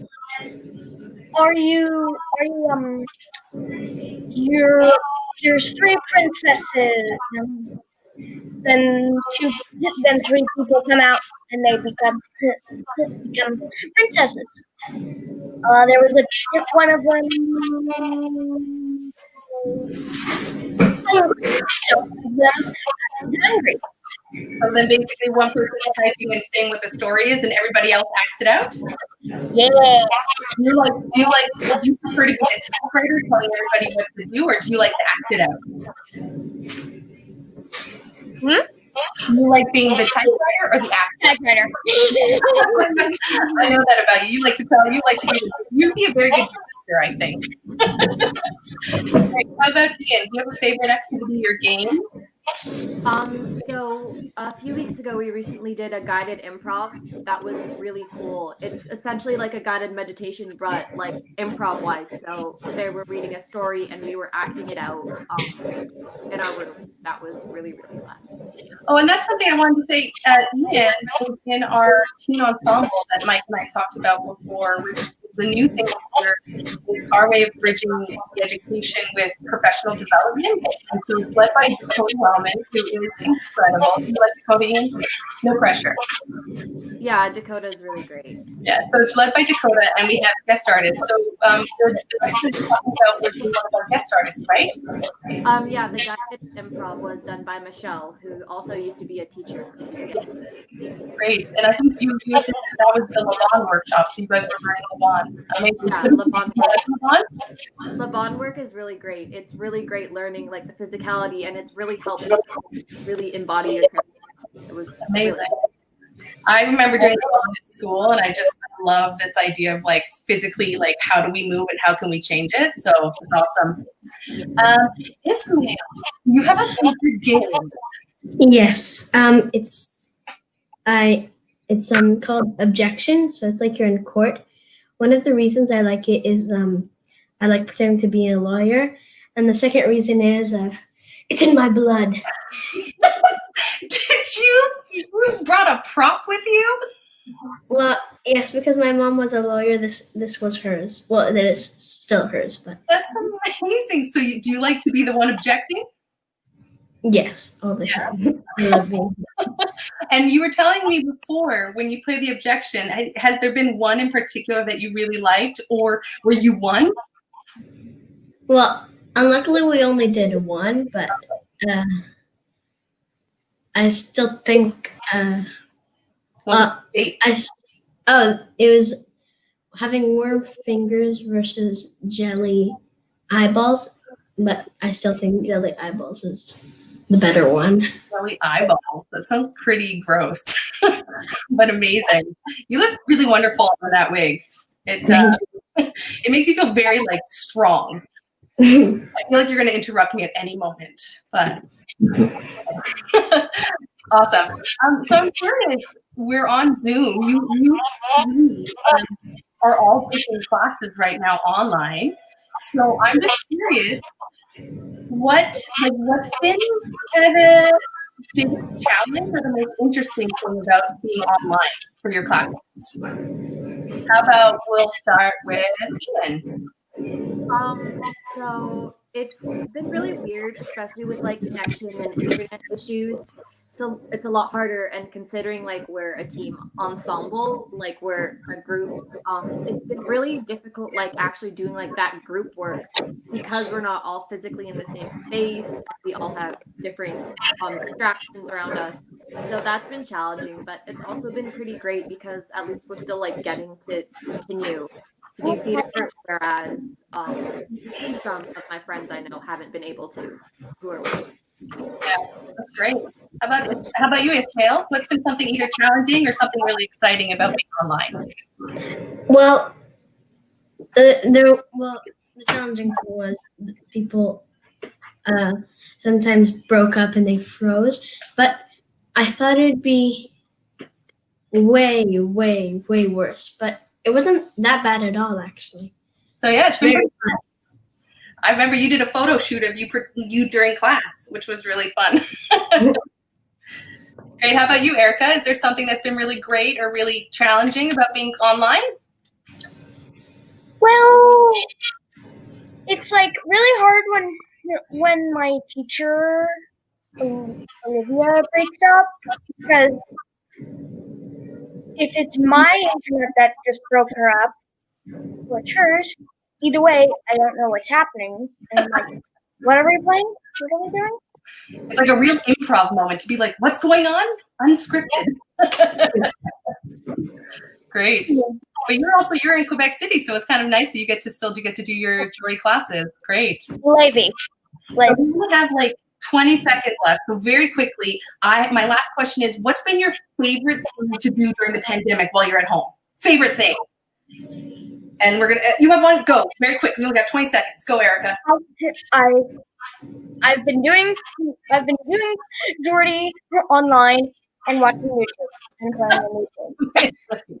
Oh, we're out of time. Ishmael and Ian, shout out. What's your favorite thing to do? Okay, so my favorite thing is I just adore reading Harry Potter. I just read the whole series like twice again. Okay. Ian? The Geordie theater classes really light up my week. I didn't even pay them to say that.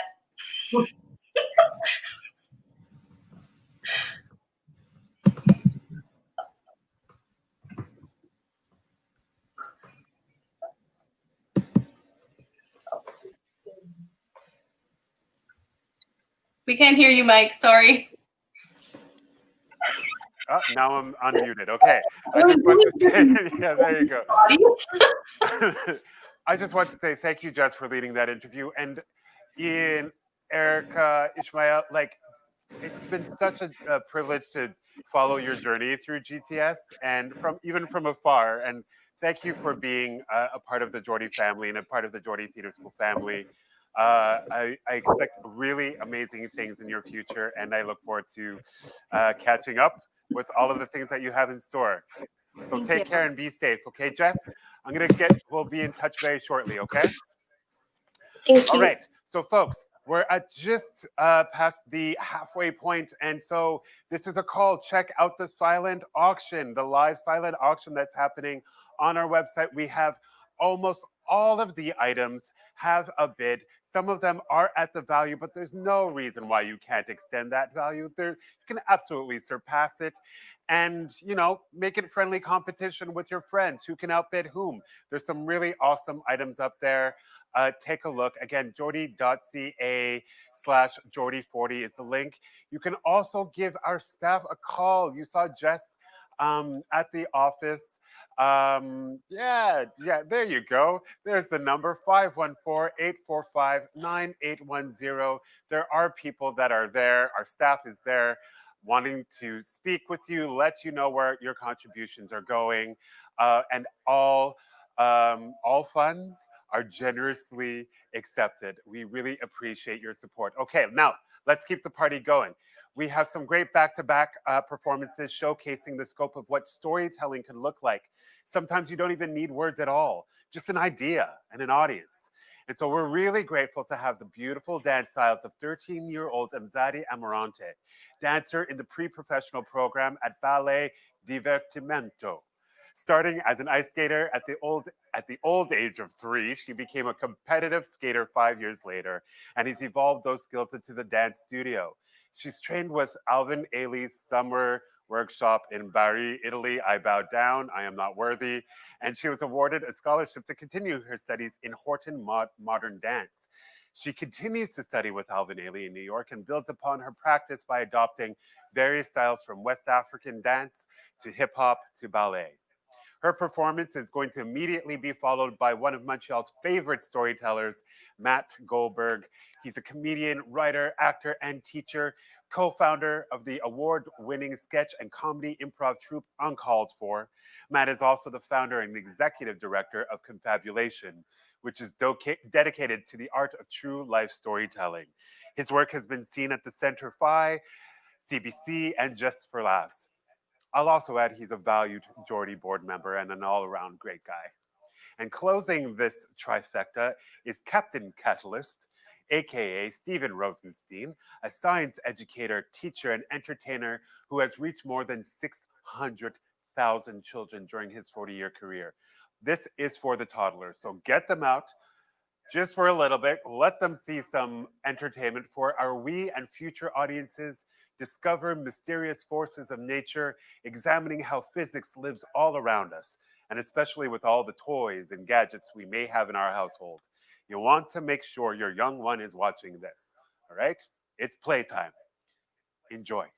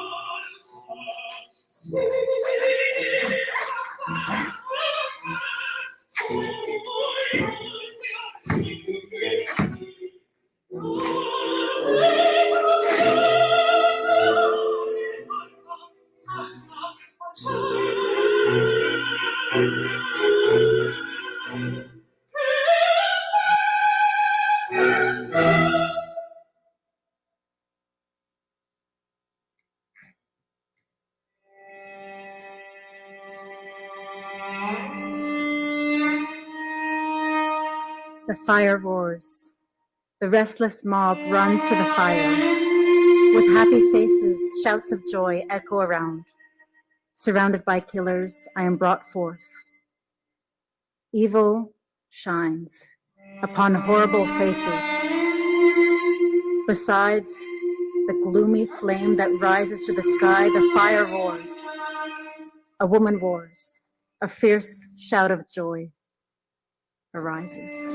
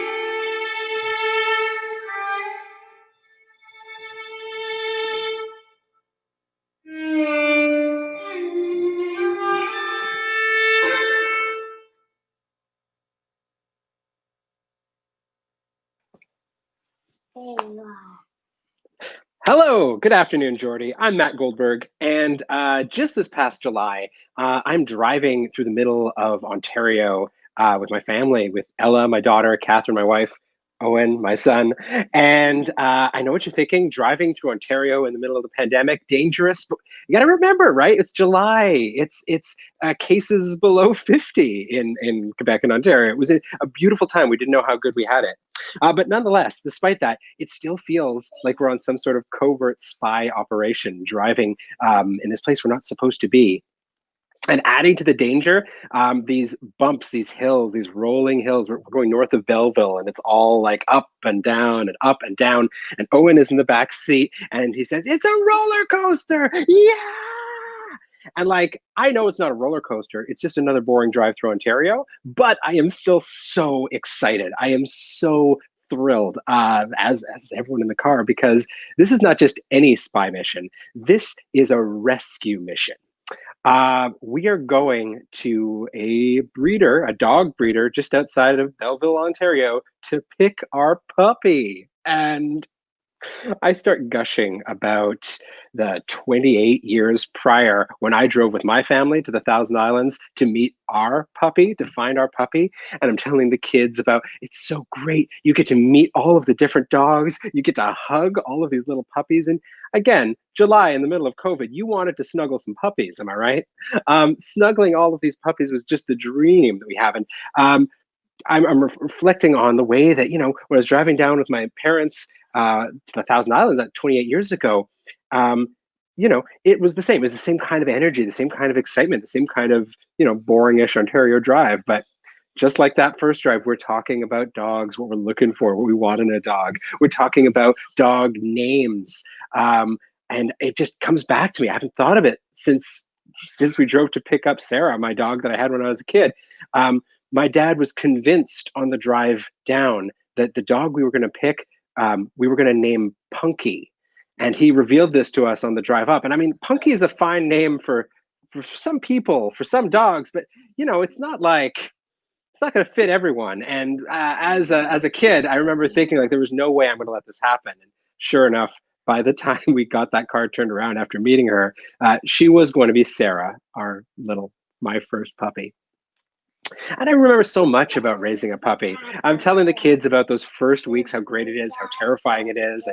And before we know it, we arrive in Foxborough, Ontario, to meet these dogs. And we go, it's this big, beautiful farm. We get led to the back. There's a lot of hand washing still, right? It's 2020. And there's this big enclosure where Emma, the woman who owns this puppy farm, keeps not all the time. I've done a lot of obsessive research. These dogs are given free range and allowed to have all of this wonderful life and time. This is a woman who loves dogs, and yeah, we get to meet these 10 puppies. This is like the meeting pen. And like right away, each of us has locked eyes with a dream. Owen sees the tiniest little dog. All these dogs, by the way, have been named after Disney characters as a way to tell them apart for the choosing process. And her name is Dory. And she's the runt of the litter, and she's so sweet and so small. And Owen loves her right away. And my wife, Catherine, gets this little pooch on her lap named Pluto. And he just kind of immediately lays his head down and locks eyes with her, and she melts. And for me, it surprises me because the name threw me. But when I meet little Buzz, I just like my hair is on fire. It's incredible. But despite all of our early immediate loves, Ella knows right away. And she picks up this one little puppy. My 7-year-old daughter, Ella, she knows this is our dog. This is our puppy. Her name is Hazel. And she's bigger than the other dog. She's a little middle towards the bigger. But she's so certain. She's so set. Owen. Oh, I'm sorry. Owen is correcting me on the telling of the story. Her name is Jasmine when we meet her. And I know I don't want to name my dog Jasmine, and I can't even think of her as a Jasmine anymore. But Ella knows right away, this is our dog, and her name is going to be Hazel. It's all over in a matter of 5 minutes. We're there for 2 hours somehow, but it's 5 minutes of deciding after 2 minutes of meeting puppies. And then suddenly we're going home again. And it's going to be a couple of weeks yet before we're allowed to bring her home. She's still super young. We get back home. We start setting everything up for the dog. And just as the days go by, I realized like I had it in my mind that this is going to be so much like when I was a kid and raising my first dog, and it was all this focus on me. But now I have these other people with their wants and all of their needs. All of my wants and needs are now secondary to Ella and Owen, who have all of their wants and their needs and their dreams for this dog. And I'm starting to feel like I don't want to feel like that. I don't want to be a mean dad, a selfish dad, but I do feel a little sad about it. But I'm happy for them. I want them to have this experience. I want them to love this dog the way I loved my first dog. The day comes around. Hazel comes home. Catherine and I pick her up, as Owen wants me to remind you. And right away, it's every bit as incredible as it was when we met her that first time. She is all over Ella and Owen, and it's awesome. It's so great. She falls asleep on Ella's lap on the drive. It's just so great. It's so beautiful. And like I say, every moment of my life, now that I actually have kids, I'm realizing how much of my life is about the kids. So I'm just taking the pictures. I'm just doing all of these great things. And it's that night. I put the kids to bed. I'm playing with Hazel for the first time on my own. I have my first chance with her just all on my own. And the funniest thing happens. She comes home with us fully used to sleeping in a crate, that nice word we dog owners use for the cage where we keep our dogs. So she's totally comfortable with the crate, and I'm setting it up for her, getting it ready. When suddenly, like as I'm getting it ready, I feel her like bumping into my leg, like she's like ramming my leg. And so I like kind of awkwardly sit down, and she just crawls up and curls up in my lap.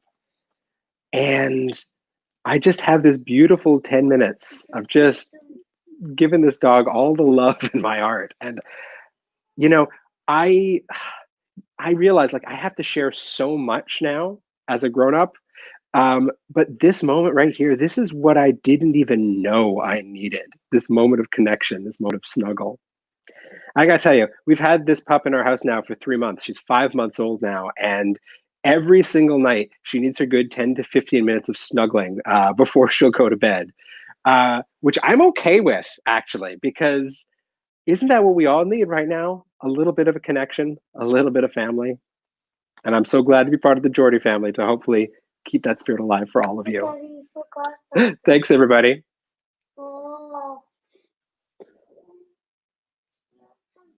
I'm still here. Oh. Good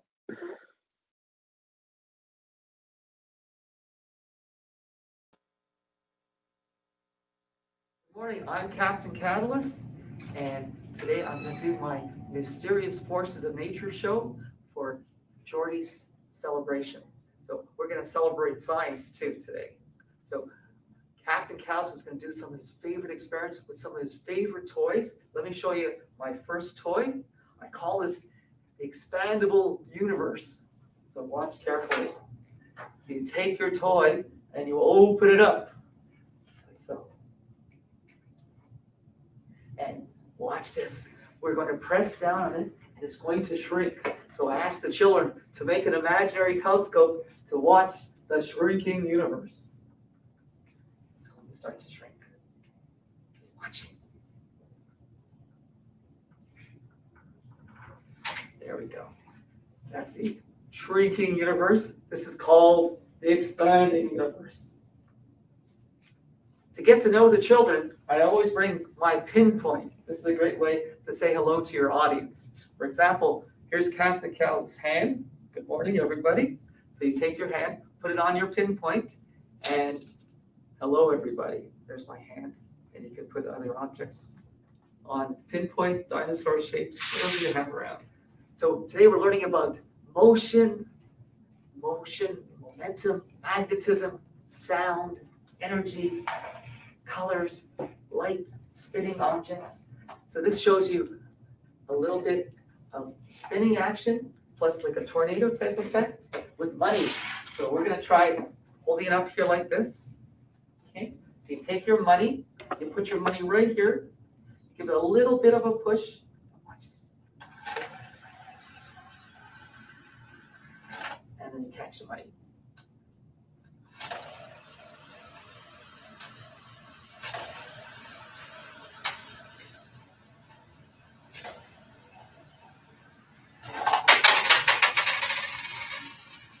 There you go. That's called a vortex. Don't lose your money. What makes a science toy a great toy? Well, it has to have a wow factor. So it gets the children's attention. It can be reused over and over again. Shows the children gravity, energy, forces, motion, and the children can play with this over and over again. And it's a durable, lifelong toy. That's called an energy stick. And these are the energy spinners.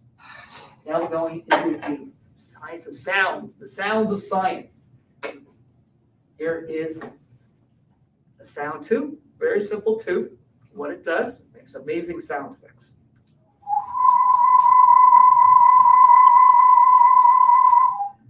Now, the children always wonder, what makes that sound? So I asked the children to look inside the tube. They look inside the tunnel and they see it's empty.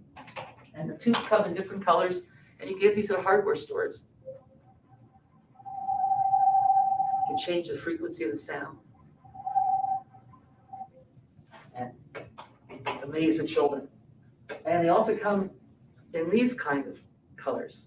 Okay, so you can use a blue one. These make amazing sound effects. They make frog sounds. You can expand them, bend them, shape them, and you can make hearts. Now, another of my favorite sound toys is this toy. This toy is called a thunder tube. It's a very simple toy. It's a tube with a spring. And what you do is you take the thunder tube and you pluck the spring.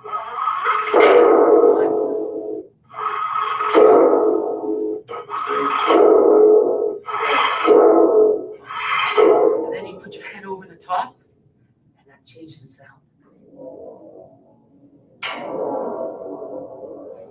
It's called a thunder tube. I always like to do electronics. Now this science toy, this is called a finger tickler. So you look over here, you have batteries, connectors, a switch, and a motor. So I'm going to turn it on, and I put my finger right here, and this is called a finger tickler because it's going to tickle my finger. This shows the children that it's spinning really fast. So you can't see it spinning because it's going too fast. So touching it proves to you that it's moving. Turn it off. And then you ask the children a question. What would happen if you spin rainbow colors? So you put this on the motor. Okay. You turn it on. And what happens to the colors? It mixes the colors. See that? Cool.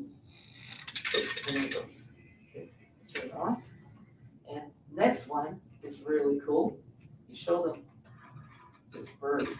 Everybody see this bird? I'm gonna make this bird disappear. She'll say, how do you do that? Well, you put it back on the motor thing, okay? And you turn it on, and the bird is going to disappear. Magic.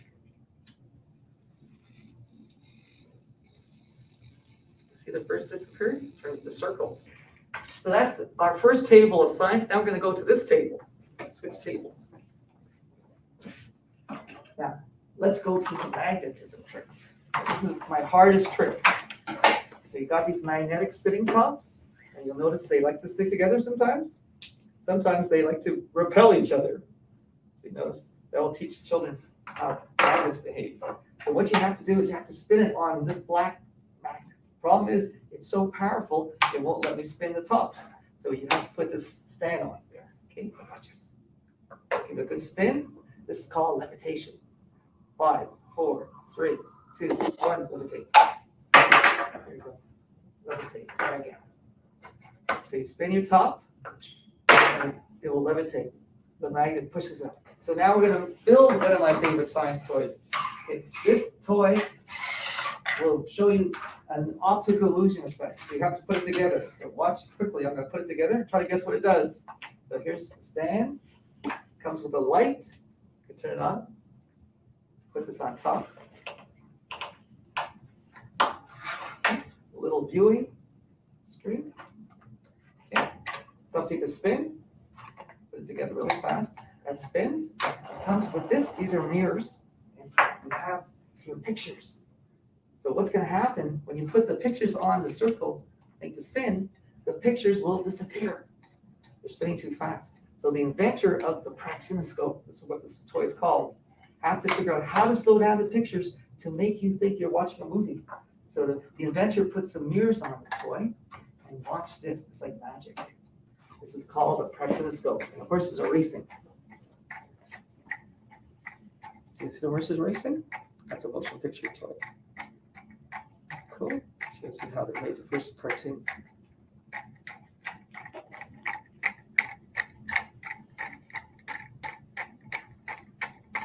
So we're almost finished, boys and girls.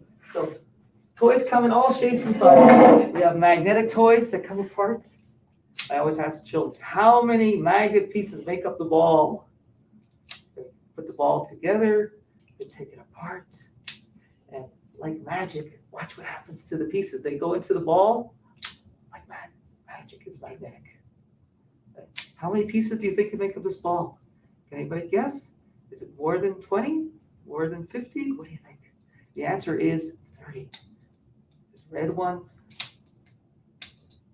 black ones, yellow ones, green ones, and there's 6 different colors and 5 of each color. So all together it's 30. And it comes apart. Magic. Thank you very much. So I think we're almost finished, boys and girls. Thank you for attending my science celebration for Geordie Theatre. I hope you had fun. So these are some of my favorite science toys. This show is called Mysterious Forces of Nature.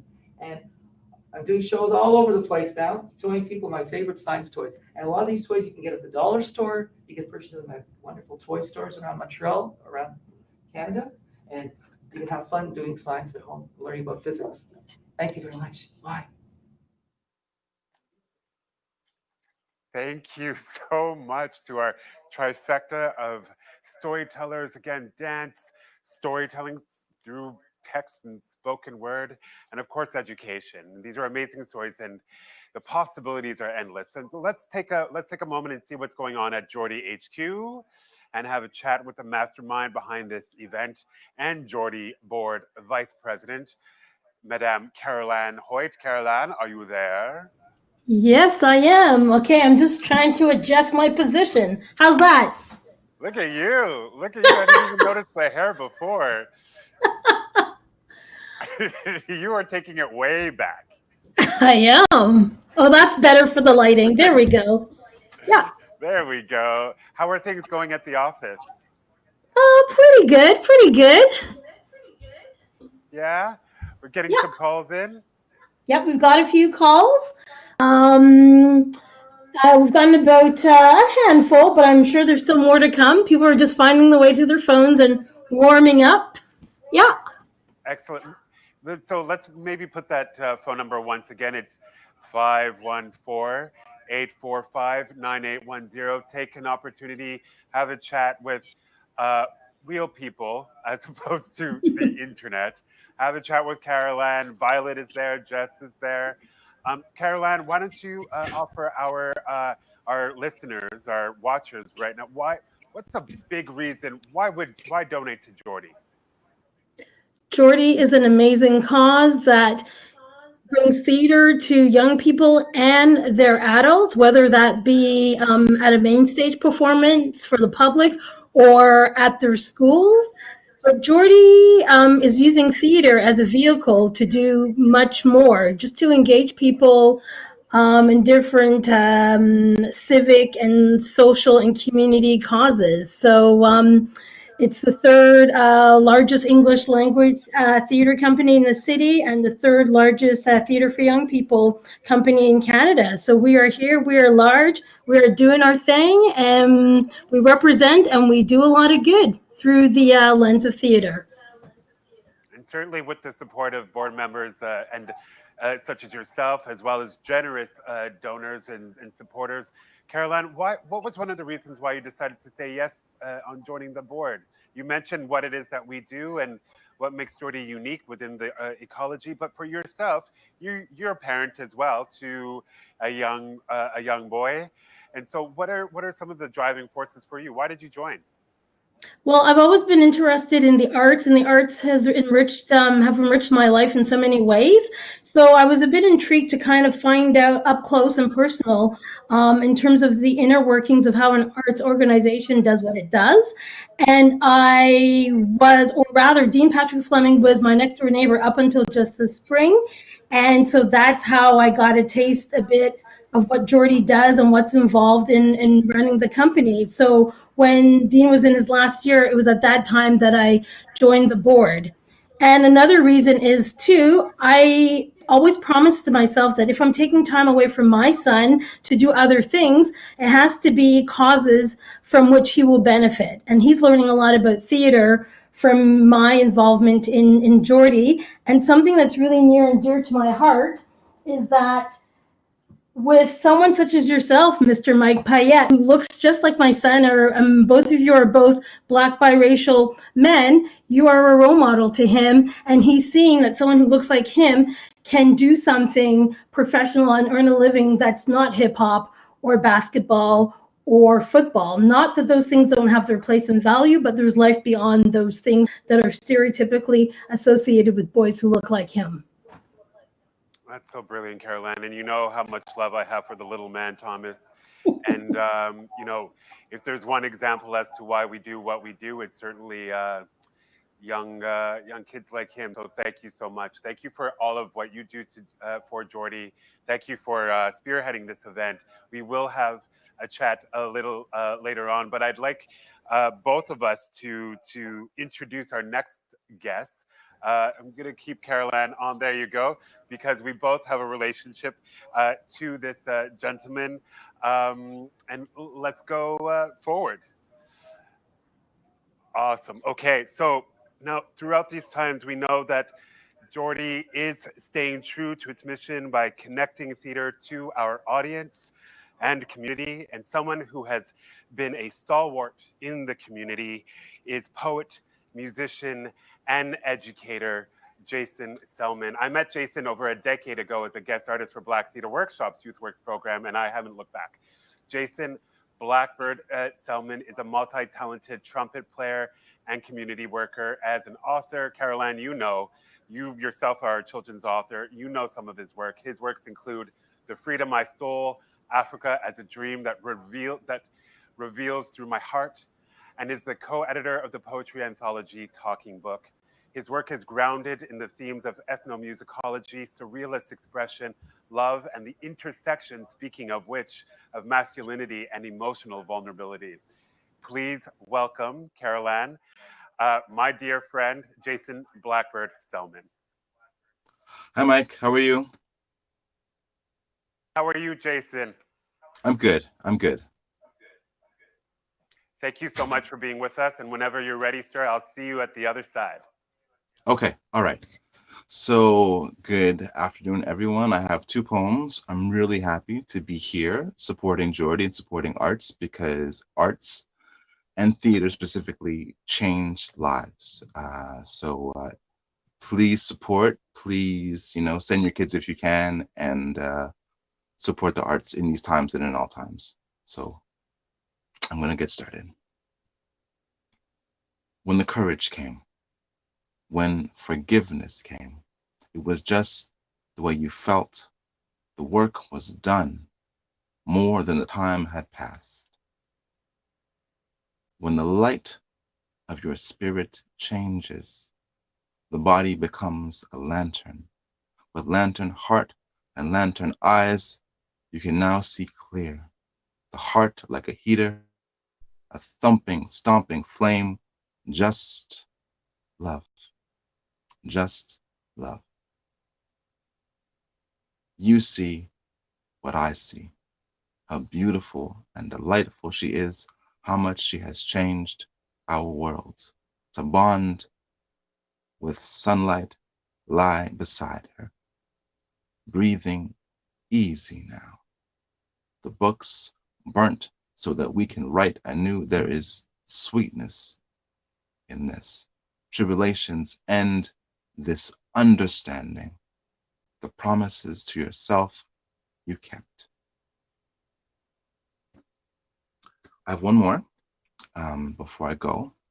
And I really want to say thank you to Caroline and to Mike for asking me to be a part of this.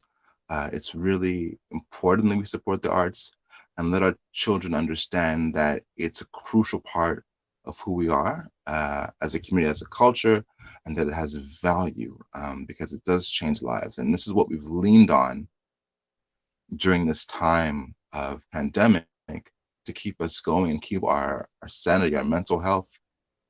It's the arts, whether it's TV or poetry or books or music. All of these things have extreme value. We have to support them so that they can flourish in this time and in all times. So again, thank you to Geordie for inviting me, and I wish you all the best.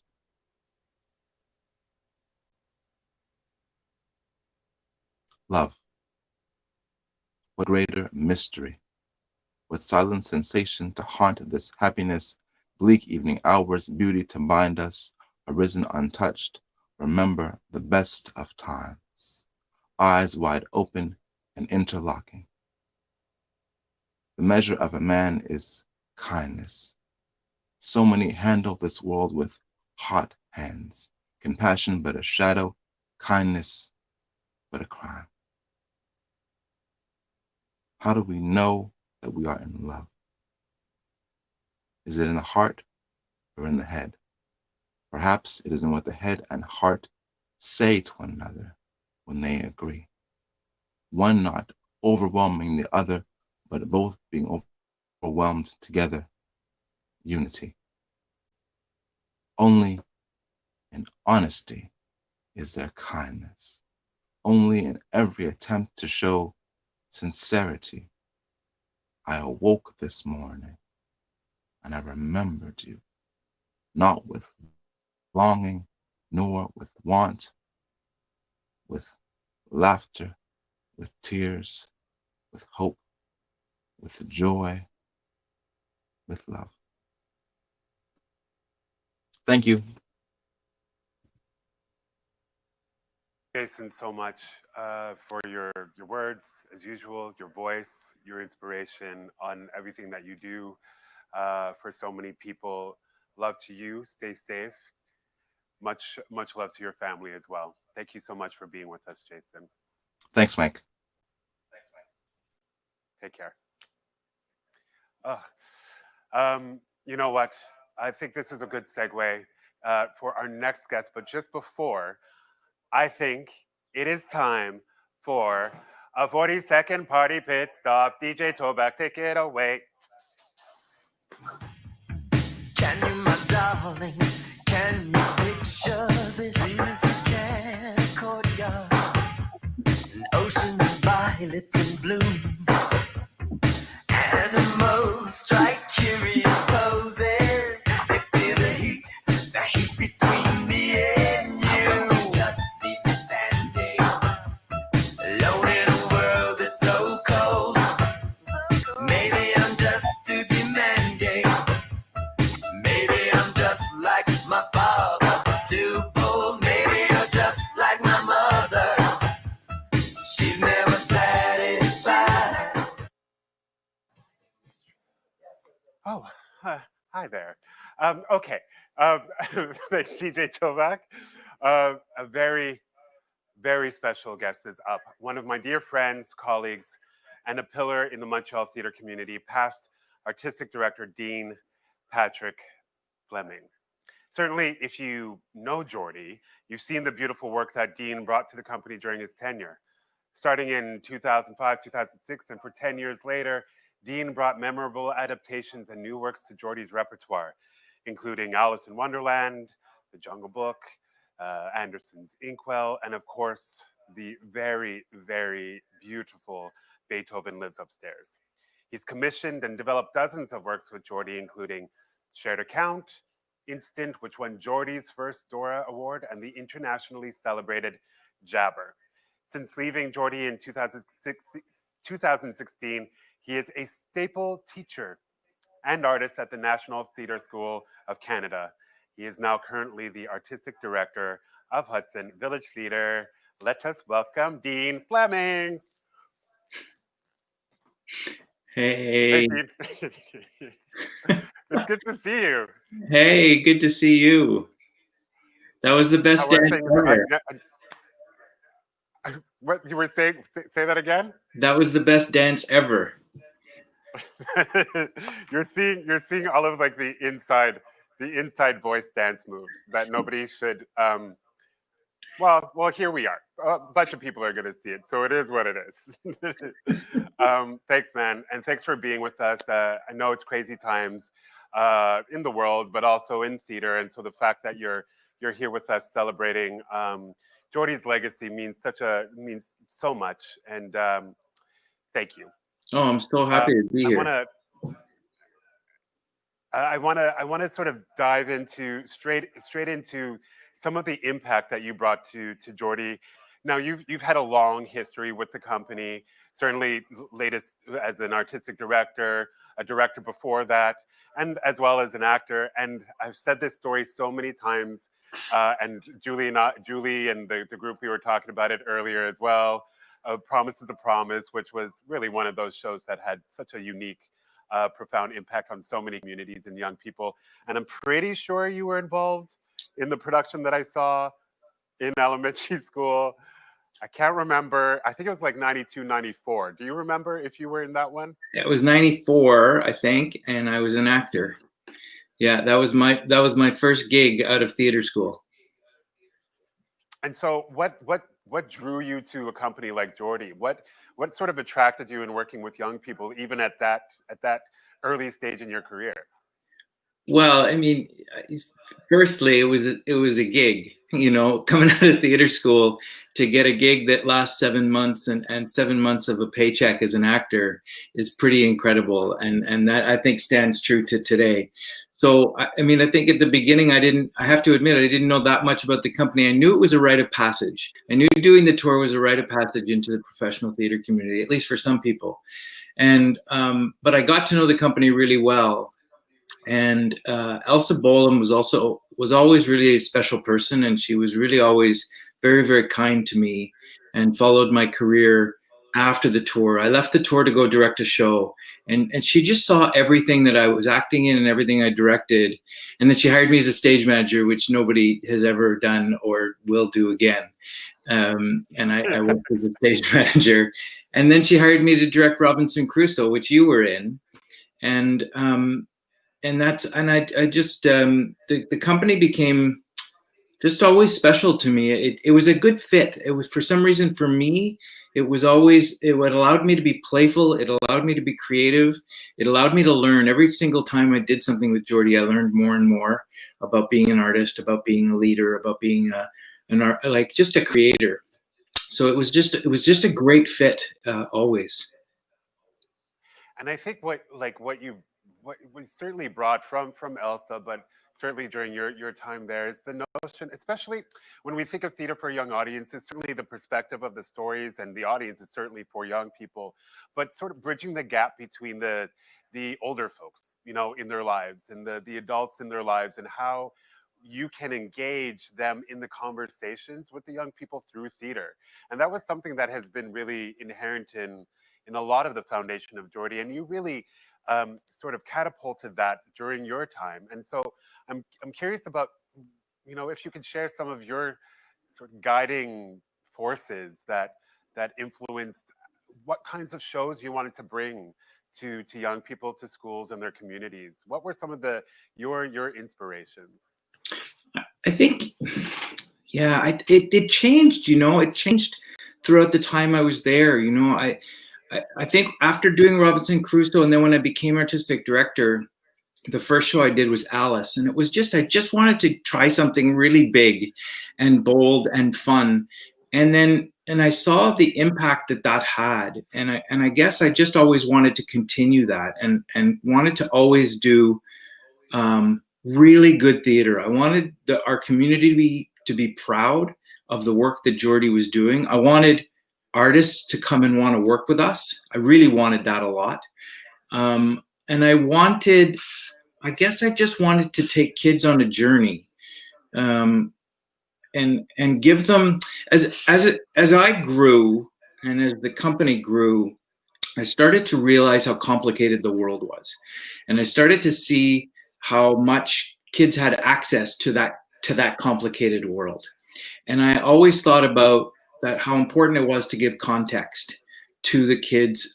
So I always tried to choose shows where we could sort of put part of our world on the stage and sort of talk through a conversation with them. And that was always a part of, I guess, the way I programmed. You also, I mean, you were also leading the company during a time where you just mentioned access to a lot of information, to the shifting world. And certainly when it comes to social media, the presence of social media, right, as a real factor in our everyday lives, but particularly for young people. How did you navigate, or how did you work with, I guess, that introduction to an availability of so much information, some good and some not so good, and ensure that young people were being taken care of, uh, while also not placating or appeasing, but like challenging, like the challenging conversations about the world? How, how was that sort of within your personal mission or philosophy, and when it comes to like the commissions and the works that you developed? Well, I mean, I think the biggest thing for me was that I learned really quickly at Geordie that, especially for teenagers, and I think we're talking a lot about teenagers in terms of when you're talking about building shows for teens with social media, that really they're probably the smartest audience that you'll ever do a show for, right? They're fast, they're incredibly fast thinkers. And so it was about making sure that we were respecting them all the time, that we were respecting our audience, and that we weren't trying to avoid something. Social media is a part of the world. And I guess when I first started, you could feel parents, and I was a parent at the time too, that there was this wariness of social media. But at the same time, it was there. It's like the internet, it's not going away. So if you shy away from those things as opposed to putting it out there, you know, bullying was, in Elsa's time, bullying was a thing that she had to deal with. You're dealing with it. I had to deal with it too, but it just took on a different life because of the online world. And so it was just trying to make sure that we were respecting the real world and respecting what kids and teenagers were going through, and trying to figure out what they were going through, and always trying to tell stories that meant something to them, and they could maybe help them along the journey, or at least start a conversation. That's what I think that was always the goal, right? Starting a conversation. Yeah, and I love that, because it doesn't. There can be this thought, and correct me if you have a different thought, but there can be this idea that theater for young audiences sort of is separated from all other kinds of theater, or legitimized theater, which is a ridiculous concept. But ostensibly, theater is always a reflection of the world that we're in, right? And so what the responsibility we have as TYA practitioners is that we are supporting, and that you are supporting, that those beginning stages of that person's growth, but through theater, right? Because there is an educational and there is a social impact beyond just the artistic, right? Yeah, and I think, theater for young audiences is different because it's better. Let's just put that out there. But I think it's interesting because there's a responsibility. You have a great responsibility when you're doing theater for young audiences. And I think if all theater was like that, if we always thought about what we're saying and what we're putting out there and the conversations we're starting, then I think all theater would just be that much better, right? That's what I learned a lot at Geordie, and I take all that with me now with everything I create, is that when you put something on stage in front of an audience, it means something, right? And when you're doing it for young audiences, you have to be responsible. And that doesn't mean teaching. That usually actually means just starting a conversation and asking interesting questions and showing them a slice of their life. Because the second part after the production is long over is, as you say, it is the conversation, right, amongst themselves and the adults in their lives. And that, I think that is something that you and Elsa really cemented as a part of the overall package, that it's not just about the art, it's about what is the art provoking in terms of the conversation. So, and I think, as it ties to the opening and making bridges to communities that didn't necessarily know that there was a home for them. I mean, your work, part of your work with Geordie was the inclusion of ASL interpretation, right? American Sign Language interpretation. And so I'm just curious, from your vantage point, when did it become certain for you that there was an opportunity to really open Geordie's doors for people that didn't necessarily know that this company or that theater was for them?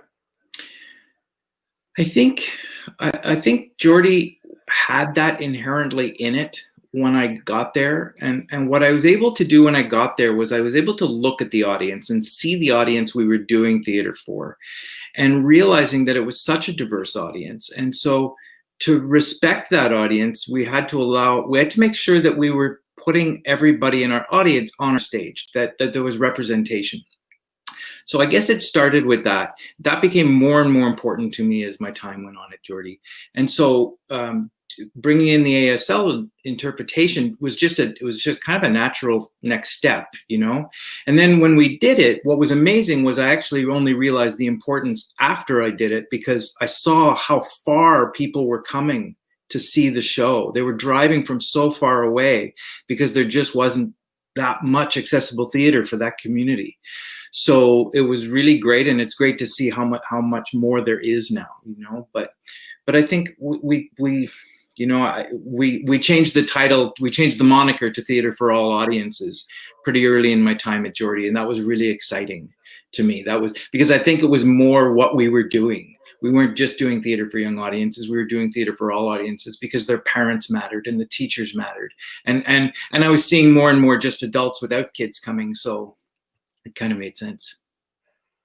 I love that. And I think if there's, there's so many feats, so many great things, so many challenges, I'm sure, that were endured in the pursuit of that very mandate. But I'm sort of curious, what is not only a takeaway from your experience, which you kind of mentioned before, but is there a moment, like a memorable moment that you have that is just inescapable, like you cannot not remember, either through an experience when you were an actor, a director, or as an AD? I mean, there's a lot, like Geordie was not a job, as I think, I'm sure my whole, like, such a big part of my life was at Geordie. I met Amanda because of Geordie, like my partner. I was at Geordie when I found out my mom got cancer, and I found out that she survived it while I was at Geordie. And same with my dad. My kids literally grew up at Geordie. So I have tons and tons of memories. I think one really neat moment was the opening night of Beethoven Lives Upstairs. And the moment in the play when Beethoven realizes he's losing his hearing and that he's not going to be able to hear his music. There's like a pin light that just shrinks down onto his face, and it was so quiet, which was my favorite, when we could make an audience just completely silent. And I heard this, and I was sitting at the back alone, and I heard this little voice, this little boy just say, "Daddy, are you crying?" And it was amazing. And the dad just said, "Yes, I am." And it was like, okay, that's a lot of levels of great right there, you know, like just seeing, we got the dad into the story so much that he was crying, and this kid, a little boy, seeing his father be emotional. It was just such a beautiful moment, and it all centered around theater, you know, all centered around a quiet moment. So it was pretty great. But there's so many, like so many shows, so many artists, so many scripts. It was, you know, yeah. I know that it would probably warrant another telethon to talk about it, to talk about all of that. Dean, you've made some remarkable work, and you've made an indelible impact on Geordie and so many lives, myself included. And so I thank you for everything that you've given to the company, to the community, and you know, much continued love and safety to you and your family. And I look forward to seeing you very soon. Well, thanks, Mike. And Geordie's a really, really special, it's a very, very special company. So I'm so super happy to be here, and I'm super happy to see the little Prince Moon behind you. Yeah, that's for you. I was waiting to see if you would say it. There you go. Thank you, sir. Be well. Okay, have a great day, and everybody give lots of money. Yes, do that. Do what Dean said. Oh my gosh. Oh, I love being able to talk with movers and shakers who have made the journey of Geordie so rewarding and so impactful. There's so many voices. I want to take a moment to hear from some of our extended Geordie family who wish to offer some love for our 40th milestone anniversary. Let's take a look.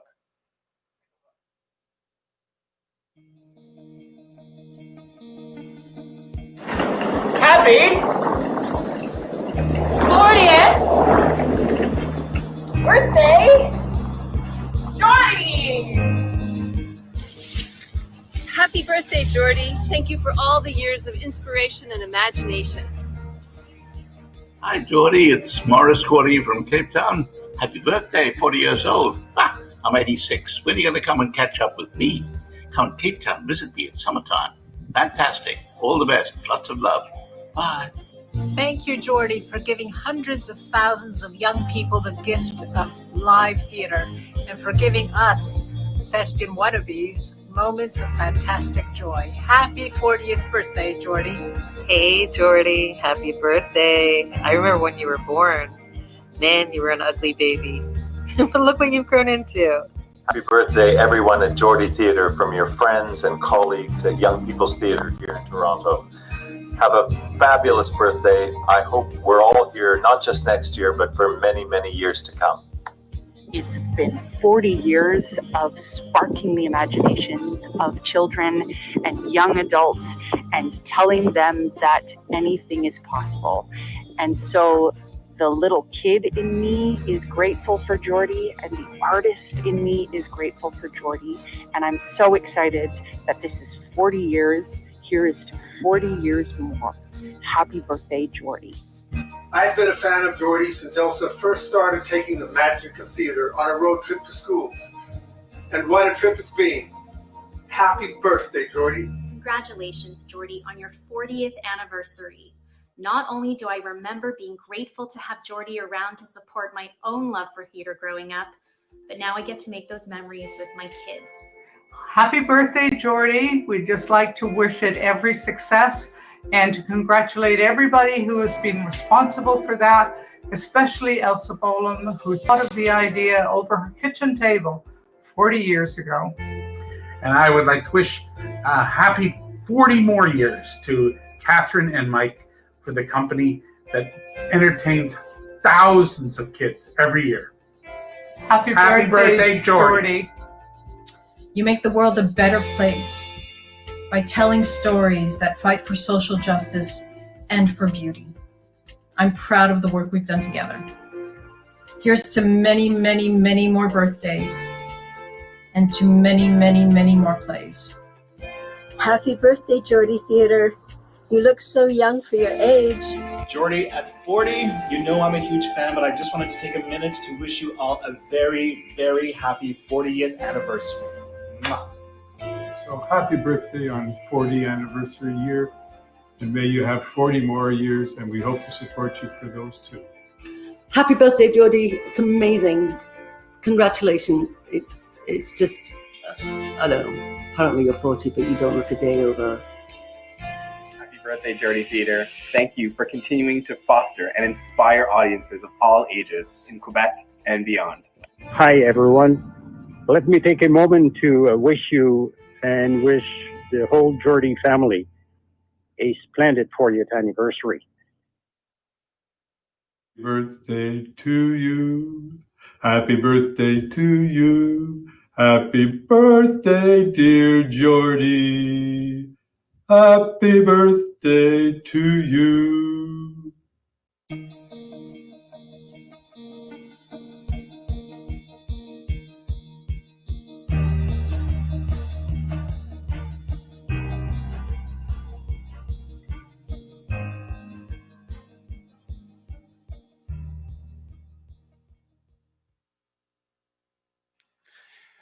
Okay. Ooh, sorry. Ooh, that was a little bit of a surprise. I know the staff, and anyway, I saw it, and so thank you for just taking the time to say that word. And we're very grateful to our supporters, to our community, and to everyone who has called Geordie home. Thank you so much for that. We're nearing the 1 hour stretch, and to kick off, we do have a luscious performance by one of Geordie's alumni, the award-winning singer-performer Anton May, who we were fortunate to work with several years ago as a member of the Two Play Tour. Enjoy.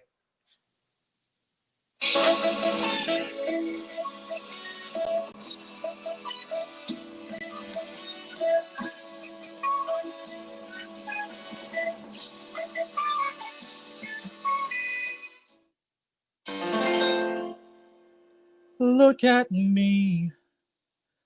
Look at me. I am changing. I'm trying every way I can. I am changing, and I'll be better than I am. I'm trying to find a way to understand, but I need you. I need you. I need a hand. I'm changing. Yes, I'm seeing everything so clear.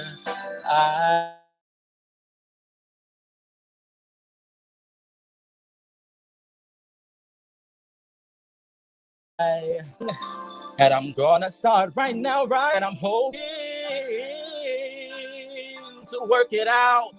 And I know that I can, but I need you. I need a hand. All of my life, I've been a fool who said I could do it all alone. And how many dark nights have I known? And how many dark nights have I known? I'm walking down that wrong road, and there was nothing I could find. And all those years of darkness can make a person blind, but now I can see I am changing. I'm trying every way I can.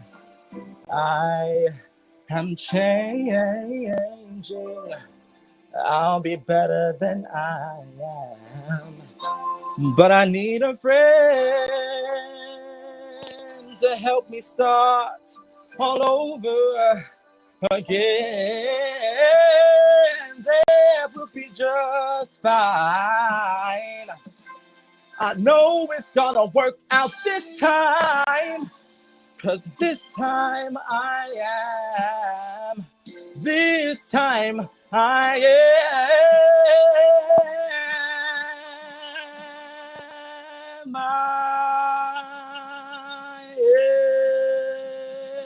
am changing. Woo! I'll get my life together now. I am changing, and yes, I know how. I'm gonna start again. I'm gonna leave my past behind. I've changed my life. Oh, make a vow and nothing's gonna stop me now.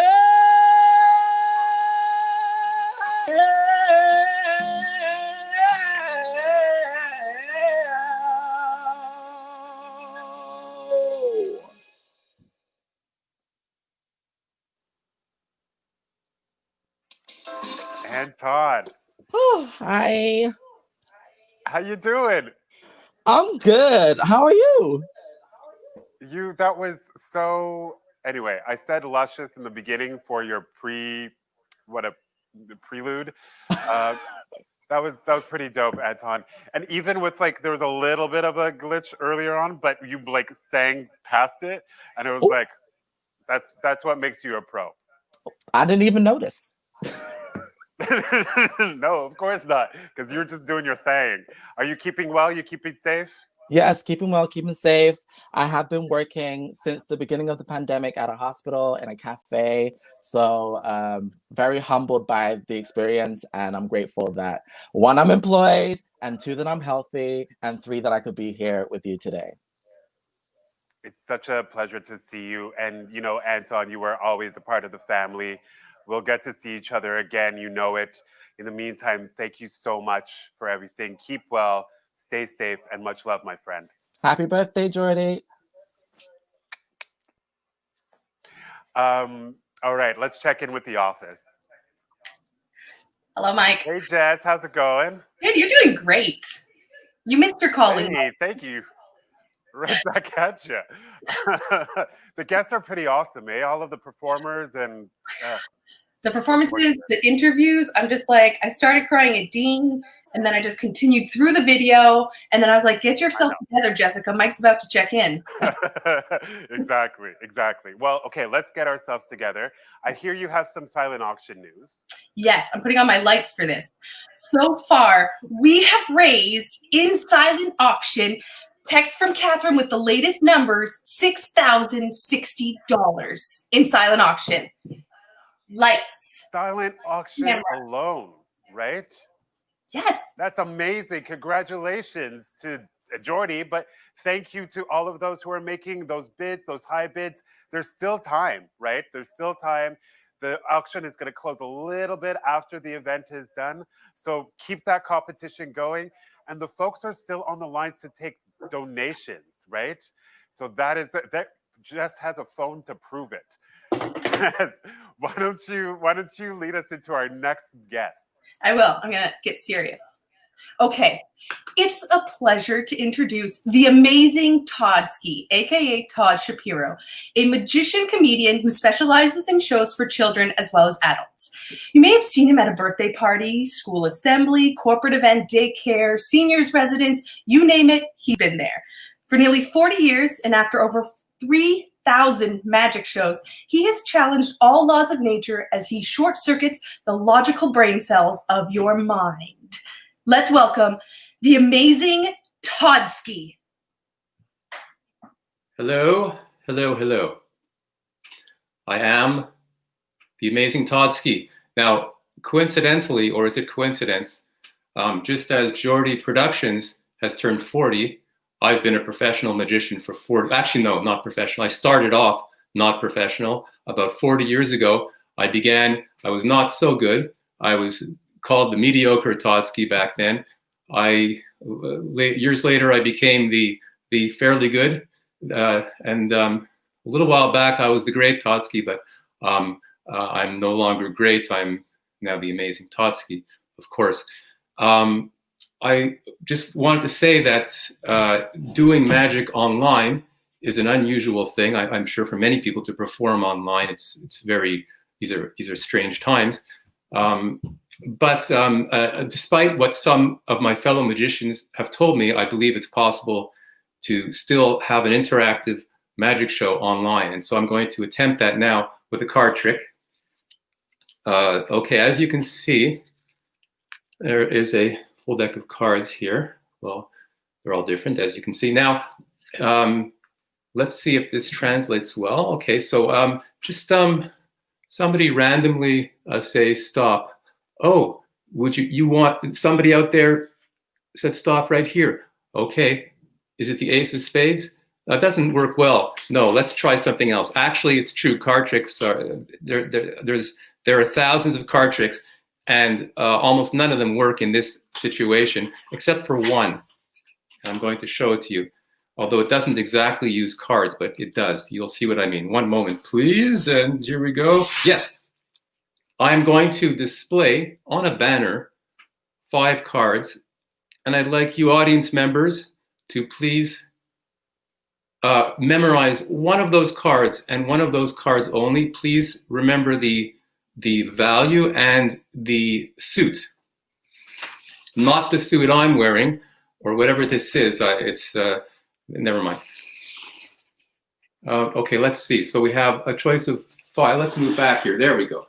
Okay, so sorry about the reflection. Okay, so memorize one of those cards. Think of one card, remember the suit and the value. It's very important. Okay, ready? Have one in mind? Okay, now I'm going to turn this over, and by doing so, I'm going to make one of the cards disappear. In other words, the card that you're thinking of will no longer be there. Remember your card? Watch.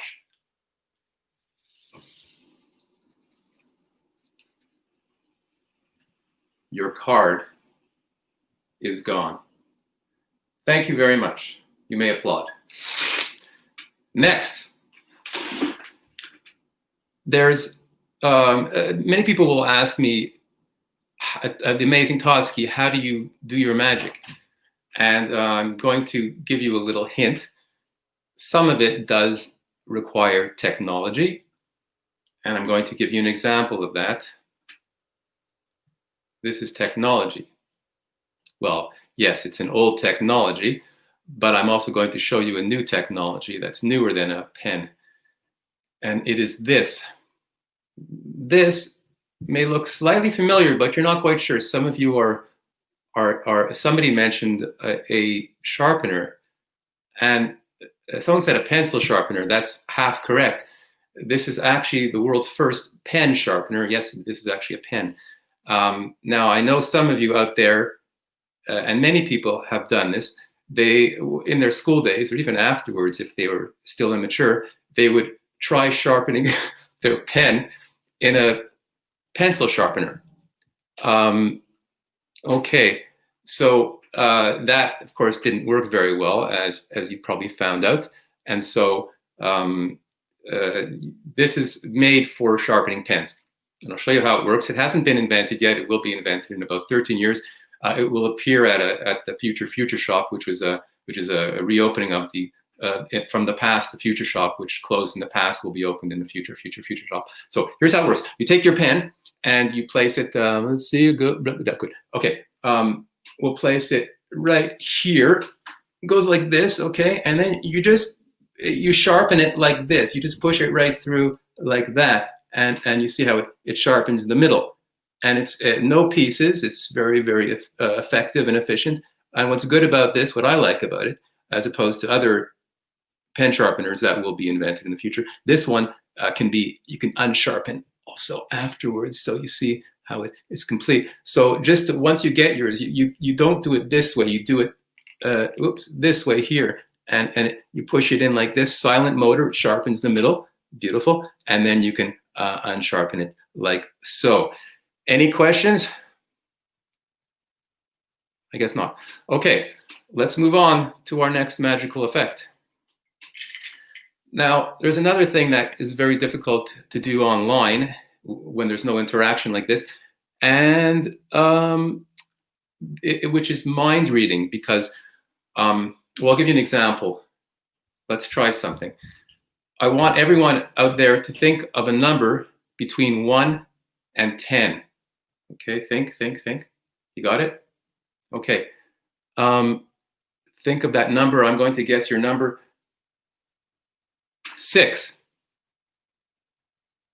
Now, what's happened? 1 out of 10 people right now are truly amazed. Okay, let's try something else that mind readers will use. It's something called the power of suggestion. Hypnotists also do this, but mind readers too. I'm going to give you an example of how the power of suggestion works. It has to be done in a very subtle way so that people do not pick up on it. And now let me show you an example. You will book the amazing Todsky at your next event. Was that not subtle enough? Okay, never mind. Okay, now I have 2 more things to show you. I'll do them quickly. This is kind of cool here. It's sort of an origami project. Sorry about the reflection. Okay, you take your handkerchief, your Kleenex, whatever it is, like this. You squash it in like this, and you turn it over like this, and out comes a little.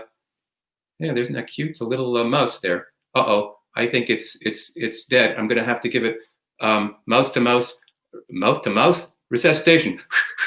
Okay, finally, we're at the last thing, and now I really am going to teach you a magic trick, and then at least partly, and then I'm going to disappear. So this is called the spot card, and you have start off with 1 spot here, and then 4 spots here. But then on the other side you have 2 spots, and on this side you have 5. So it's a 1, 4, 2, 5. Now, some of you may have figured out what I'm doing, and if you did, congratulations. Please leave the room. So I'm going to explain how it works. You can make one yourself. So just 2 spots and 5 spots, but it's all the handling. You start off, you cover 1. So you can make it look like 1, or you can make it look like 2. See? And the magicians are going to kill me for revealing this. So don't tell them.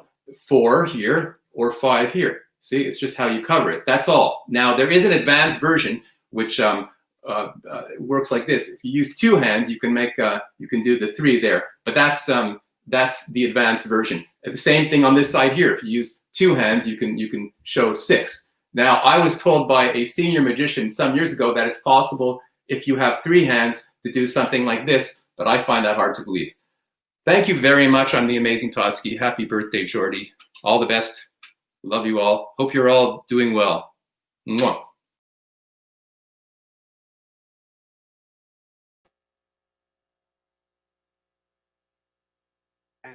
Okay,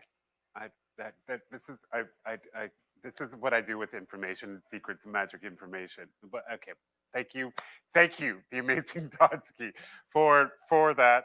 The mouth to mouse, I don't think I will ever forget. So, folks, I think this is a time where, well, you know what's that. 40-second party pit stop.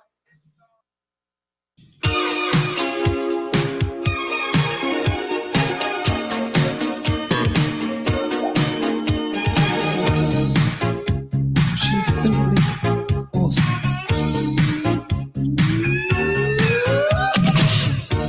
She touched by me in painted on jeans, and all heads turned 'cause she was a dream. In the blink of an eye, I knew her number and her name. Yeah. It's a double 40. She said I was the tiger she wanted to tame. Very beautiful, now we're sharing the same dream, and our hearts they're beating one. Woo! 40 more seconds. Let's go. Those pleasures in the night.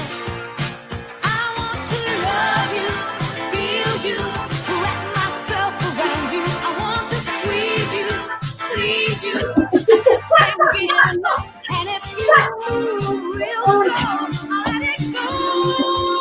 I'm so excited, and I just can't hide it.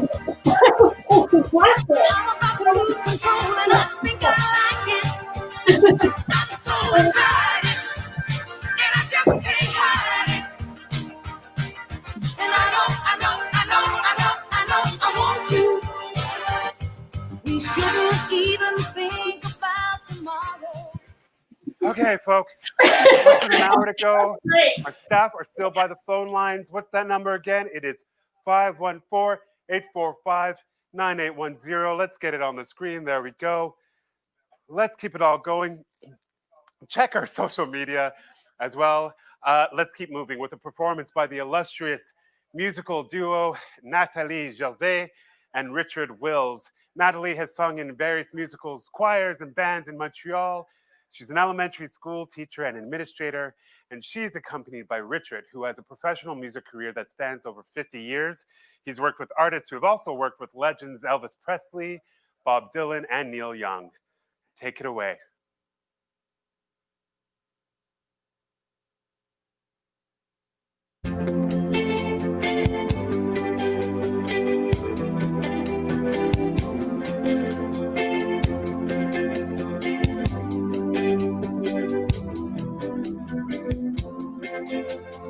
Lying in my bed, I hear the clock tick and think of you.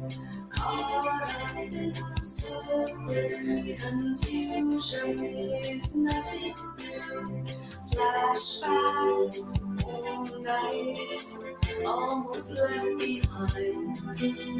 Suitcase memories, time after sometimes you picture me. I'm walking too far ahead.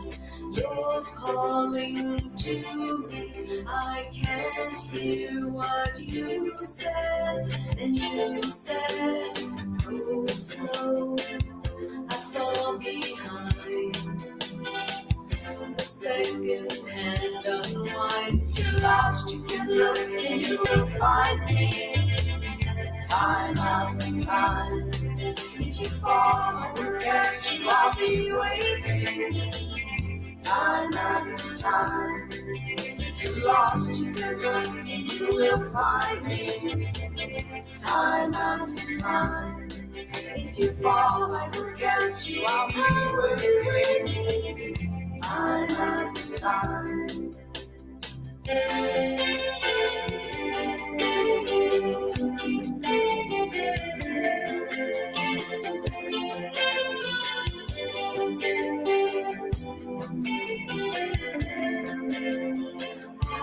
After my picture fades and darkness has turned to gray, watching through windows, you're wondering if I'm okay. Secrets stolen from deep inside, and the drum beats out of time. If you're lost, you can look and you will find me. Time after time. If you fall, I will catch you. I'll be waiting. Time after time. If you're lost, you can look and you will find me. Time after time.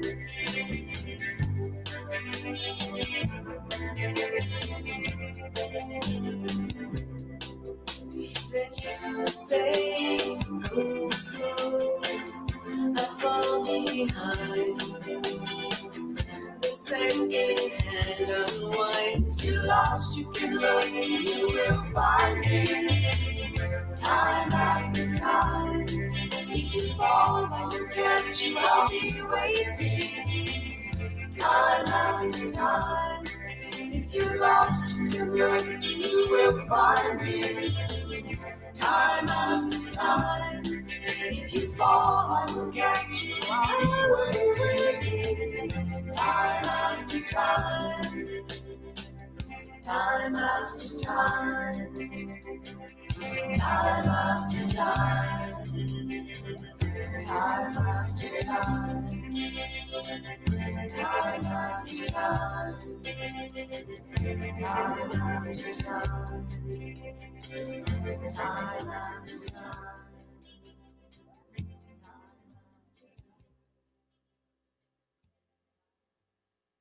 I love seeing the hidden talents of our community. Thank you, Natalie and Richard.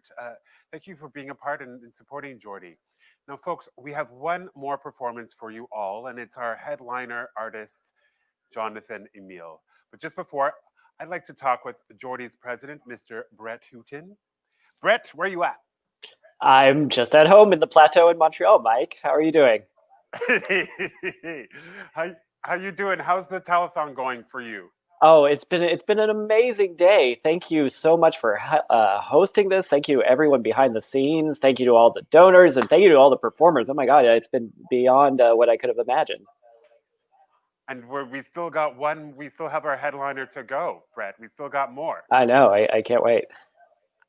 I wanted to chat with you because you've been with the board going on. I get this is third year into your sort of third year. My fourth year, I think. Yeah, I think. Fourth, Geez. Yeah. But you're second in this role as president, Yes. right? Yes. And so, in terms of your relationship with Geordie, why did you want to be a part of this organization, Brett? Oh, there's so many reasons, and I think I really probably can't say it better than what you've heard today. I mean, early on, I learned that Geordie really brings families together and our communities together. It gives artists sometimes their first chance to perform professionally, and really gives them a chance to soar. It empowers young people, inspires them, and then I think maybe more recently too, I became very aware that it really advocates on behalf of young people, regardless of their circumstances or the challenges they may face or their backgrounds. And so I can't think of anything to be more that's more important to be involved in. And do you see, how has Geordie for you shaped your understanding of the impact of theater? Because you don't necessarily have a theater background, you're not coming from the arts world. So what is even though you have a little bit of that in your blood going when you were a little bit younger, but what is the impact of theater in a young person's life for you? Sure. There's so many things. I'm going to start maybe by giving a little shout out. When I was growing up, I'm not from Montreal. I grew up in Kansas City, Missouri, and I remember being very excited every year to go see plays at the Coterie Theater. And there's a little kind of black box children's theater, theater for young audience in Kansas City, and I think it still exists. And I just remember how fun and exciting and kind of how fancy and cool you feel going to see a live performance. And I even remember that as a kid.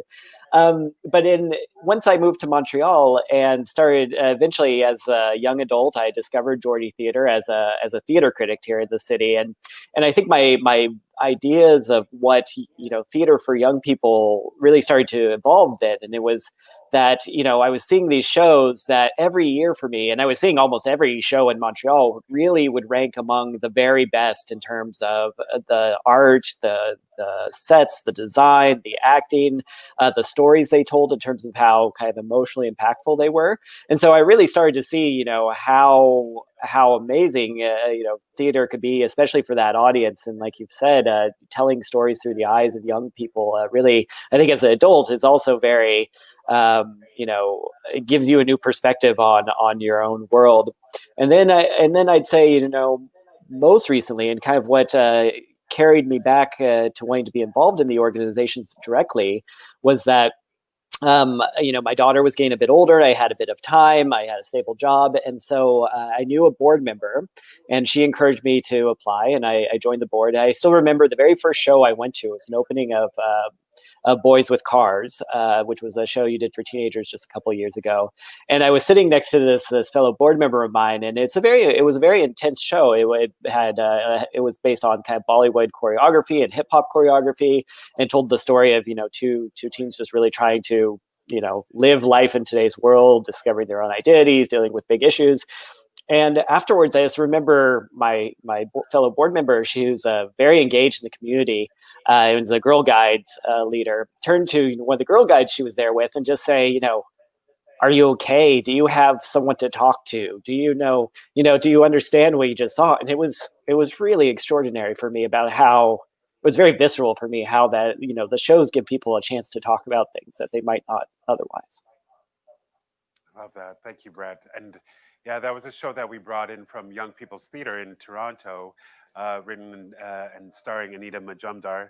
And I remember that being one of the most, a really profound experience in terms of programming that show and what possibilities, really seeing on a firsthand, what possibilities can happen in terms of those conversations after the show, right? And thank you so much for everything that you've done with the company, and certainly we're very fortunate to have you helming the board of directors. Now, I want to transition. Now, this is a fundraiser, right? And so typically every year we would be in rehearsals for our annual gala, right? But this is not that year, and so being able to bring this telethon together with the board, with the staff, and with the community leaders, we've raised upwards of $6,000 with just the silent auction alone. But as folks know, we're also taking donations, and we have a pretty good foundation in terms of donations. But I believe you might have some news for us in terms of a contribution from the Houghton family. Yes, I'm very, very proud to say that this is an unusual year. It was already going to be an amazing, significant year for this company. I mean, 40 years, it just blows my mind to think of an arts company that's been so long. So we knew early in the year we wanted to do something special for the company. And then just as the year has gone on, I've been just inspired and in awe in how the company has pivoted, has continued to be a leader, has been able to bring theater in whatever form we can in this, this limited world that we're living in at the moment in terms of interaction. So I was very proud to let everyone know that this year, my family decided that we would donate $4,000 to Geordie. It's a significant gift for us, and we're in a position to do it. I know not everybody is, and normally, I wouldn't want to draw attention to myself or my family, but it's really just a way of saying thank you, celebrating at a time where I think we all need some celebration. And for me, and I know a lot of families out there, in our family, a lot of families out there, that Geordie is just a source of joy for us in so many ways. And so thank you, Mike. Thank you to all the team. Thank you for everything you do. We're so proud to be part of this organization. That's incredible, Brett. The generosity is abound in your family, and certainly without folks like you, the foundation of Geordie might be in a different situation. And so we absolutely thank you for everything. Thank you for this generous donation. Thank your wife and of course B. And Beatrix is currently Beatrix was going to make a cameo, but she's currently on a GTS class, as a matter of fact. Well, of course, we got to set priorities straight, right, Brett? She's got her own thing going on with GTS. We are going to, certainly throughout the year, there's going to be more fundraising initiatives that we want our audience and our supporters to stay tuned for. But thank you so much, Brett, for everything that you do and for your contribution, not just to Geordie, but the community. And do you have any last words before I introduce the headliner for our audience? Sure. I would just really like to say thank you to all the other donors today. Private donations are extremely important. Geordie does very well in getting grants. They're very fortunate to be supported by all three levels of government, the city, the province, and the country. But what private donations do is it gives them flexibility. And before they can get grants for something, they need to try it. They need to be bold. They need to help people have access to theater. And those aren't things you can kind of do up front without help from the community. So thank you, everyone. It's an amazing, great way to invest your money, have an immediate impact, and just have fun being part of this community. So thank you all. Have a great rest of the day. Thanks so much, Brett. You take care and stay safe. I will echo what Brett said. I think this is an excellent moment to give props to the generous donors who've helped make not only this event, but Geordie possible, and who've contributed to making this fundraiser one to remember. But it's not over just yet. Closing the show, closing this first for Geordie with his immutable talent is our headliner, Jonathan Emile. Now, Jonathan is a Jamaican-Canadian singer-songwriter, composer, and courageous cancer survivor. Nearly 10 years ago, he garnered acclaim with the release of his debut EP, The Lover Fighter Document. Followed by the 2015 release of the LP version, it featured artists including Kendrick Lamar, Buckshot, and Murs.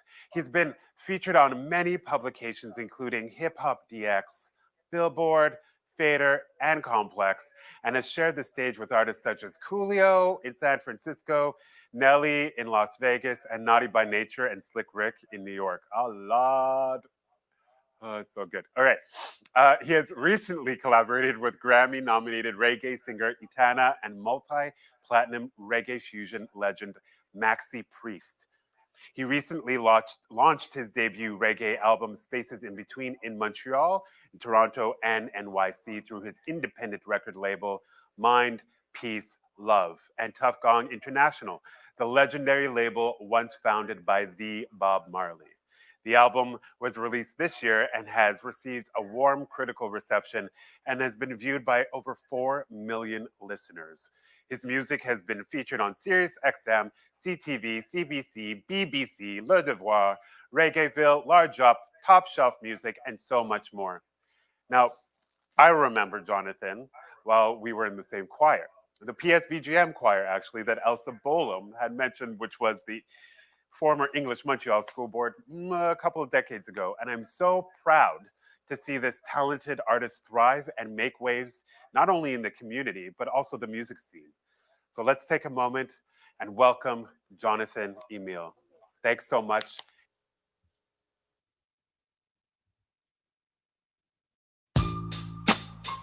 Greetings and love, everybody.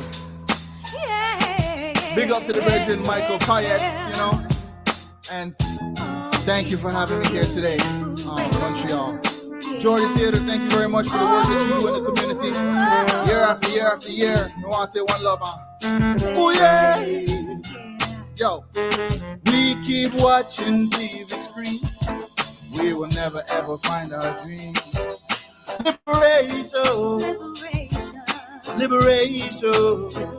If we don't look inside ourselves, we will never ever find our way. Liberation. Liberation.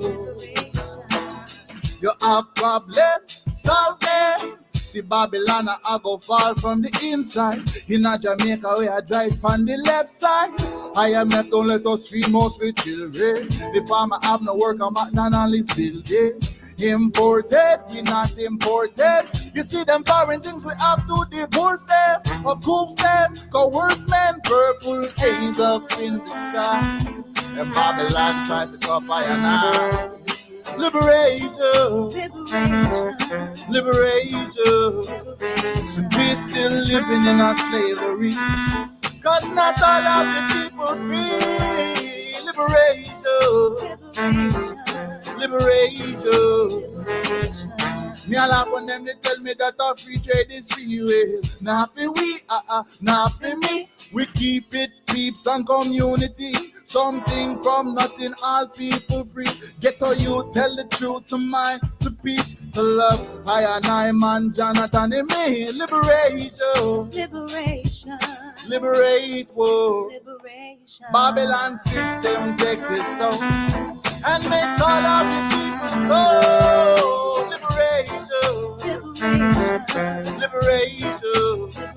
And we keep chasing to a point when all we need is one love. Liberation, Babylon system takes its toll and makes all of the people so oh yeah, Montreal and the world. My sister, Chanda T. Holmes, the Queen. Oh yeah, what is it? Fighting for my freedom. Cheese. I said I'm fighting for my freedom. Yeah, we need liberation. Yeah. Oh, I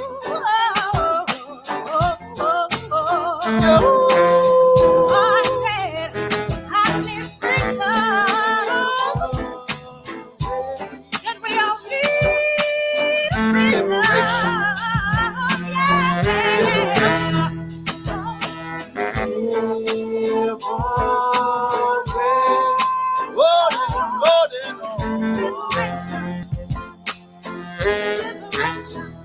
The purple days up in the sky, and Babylon tries to come by an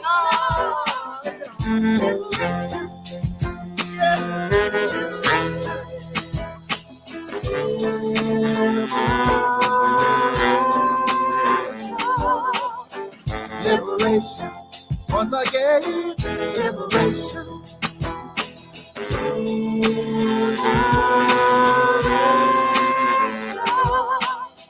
Liberation, liberation. Give thanks and praise to everybody. Thank you very much, dames et messieurs. We are live from Studio Piccolo à Montréal. And I just have a couple questions in this crazy time, and one of them is this.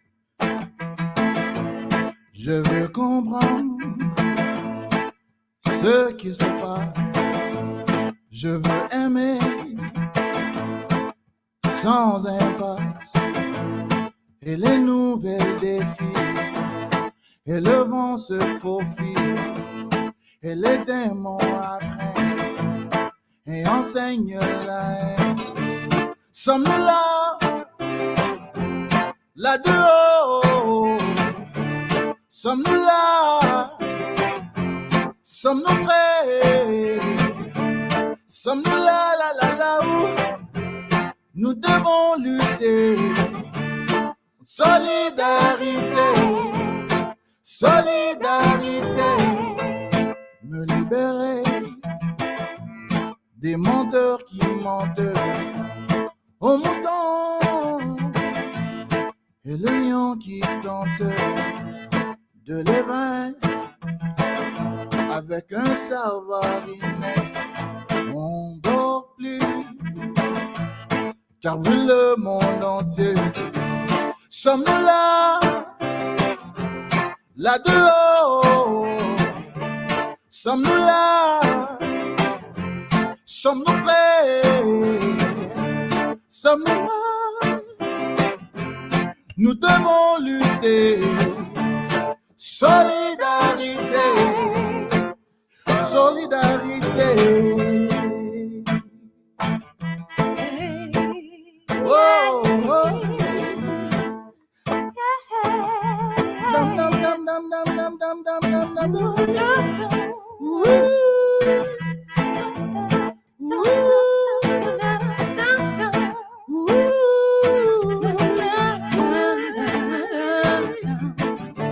Sommes-nous là, là dehors? Sommes-nous là?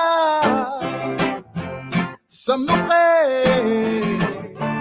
Nous sommes là, là, là, là où nous devons lutter. Solidarité, solidarité. And we keep on fighting. And in these turbulent times where we haven't been to a show or a theater, to ease our souls and our minds, we just have to remember to keep on fighting. Babylon is falling. Babylon is falling. Babylon falling. Babylon falling. It's only a matter of time, but Babylon, Babylon, fall. Babylon fall. Oh yeah. Most of us can realize our word on this earth. See, down press a man and capitalize. He gave a piece of the pie. We close on the eye. And this can maintain some things are too strange. We need our seed to grow against the grave. And empires will crumble and fade away, or will have to change. Either way, child, Babylon is falling. Babylon is falling. Babylon falling. Babylon falling. Babylon, Babylon fall. Babylon falling. Franco, let the people them know. Run it again,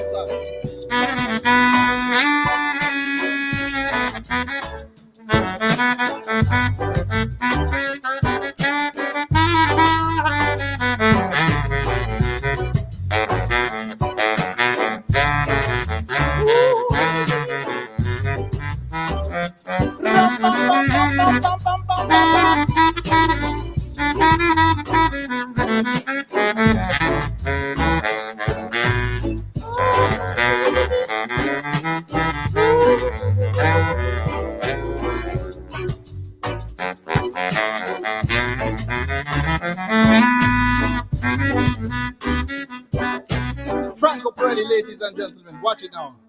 People working every day. Who you are work for, what your work was. People buying things away.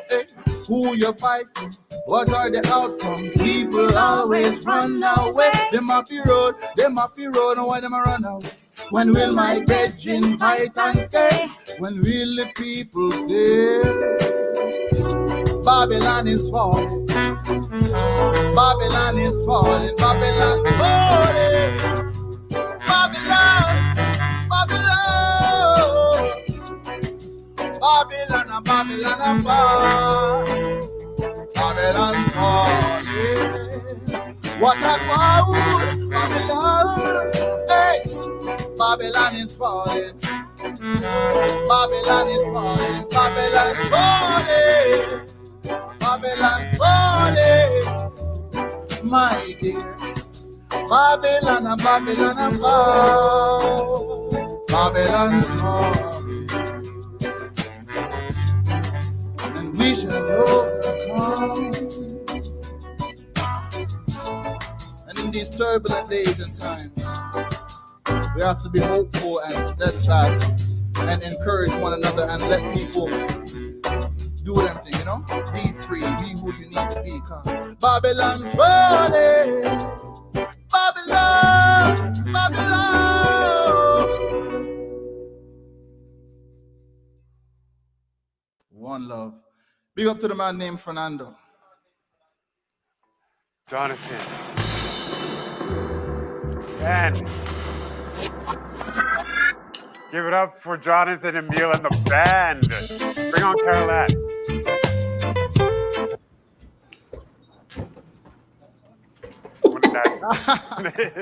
Am I still on? I'm still on. Oh, you got another one? You want to do another one? You want an encore? We can do it if you want. I would love an encore, but we're going to keep Caroline and myself on because we want to jam to this. Yeah, let's do one more. Let's do a little one more. Try a little more. Thank you guys so much for this opportunity. I'm so proud and so honored to be a part of this. The work that you've done over the years and you're doing right now is incredible. And Mike, I love the glittery stuff behind you. It's wicked. It's like in a Missy Elliott video. I love it. So we'll do one more. Merci tout le monde. Donate. You know, these people give their hearts and their energy. So give a little bit of money to support in these tough times. Yeah, we open this up. Much love. Thanks, man.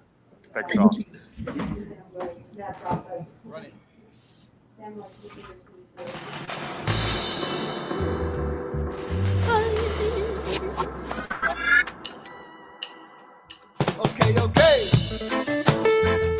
Ja, no, no, no, no, no. Sing, say, big up to Fernando on the guitar. Oh, wanna have you try a little more. Say, somewhere in the lost and found, in the wilderness above, nothing but an awful sound of silent, lonely people. Arms out and show someone you love, babe. Let them know that you can care. Reach out and show someone you love, babe. Let your love enchant your fears. Hey. Just a little bit, just a little bit. Wanna try a little more. Just a little bit, just a thing. Hey. Try a little more. Just a little bit, just a little bit. Wanna have to try a little more. Tell them, Sanders, yo. All walls can no hill is too tall. We are hand in hand. All walls can no hill is too tall. All we stand. We are hand in hand. Hold out and show someone you love, it. Let them know that you can care. Reach out and show someone you love, it. Let your love enchant your fears. Hey, try a little more. Just a little bit, just a little bit. Wanna up it? Try a little more. Just a little bit, just a little bit. Hey, you're up. Try a little more. Just a little bit, just a little bit. Wanna up? Try a little more. Try a little more. Little more. Say.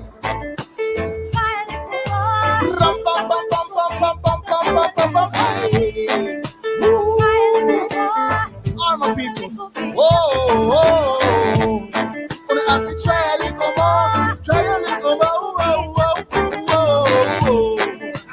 Try a little more. Little more. Love and respect to everybody. Hey, give thanks, give thanks. Thank you, Jonathan Emile. Thank you so much. Love to you, love to your fam, love to the bands. Check out Mind, Peace, Love all the time, every time. Be safe, my friends. We'll talk soon. Bless. Thank you. Thank you. Oh, folks, yes, please follow Mind, Peace, Love. They're phenomenal. Please follow Jonathan Emile. He's a superstar phenom. Folks, we are in the final minutes. Let's check in with Geordie HQ, which we already are. We got Violet, Jess. We have Caroline.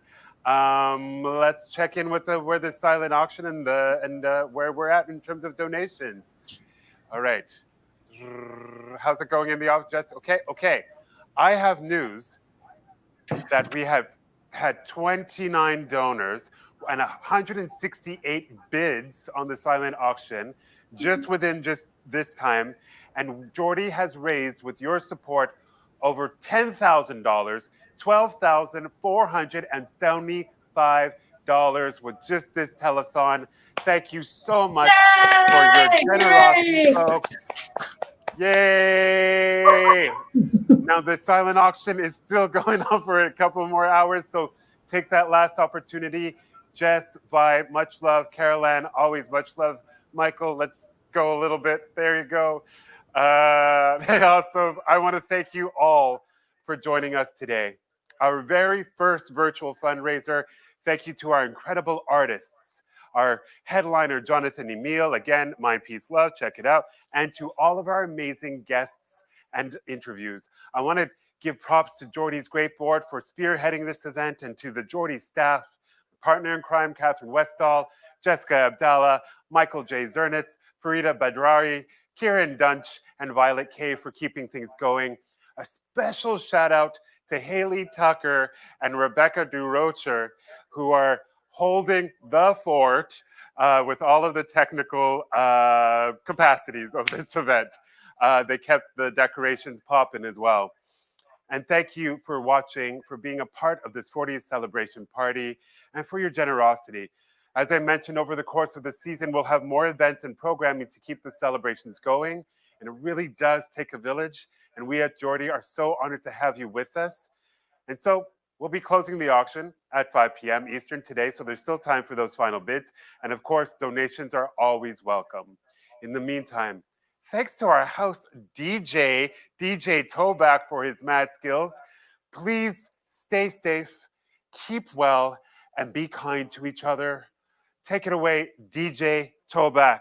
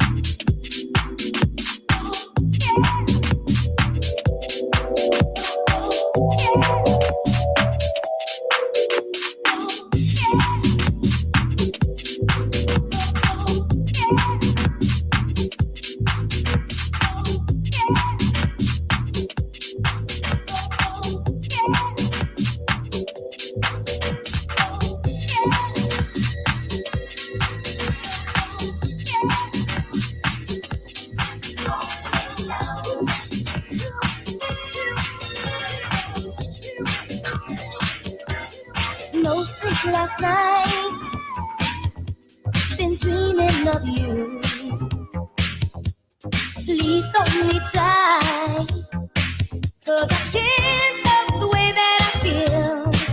I just can't love the way that I feel.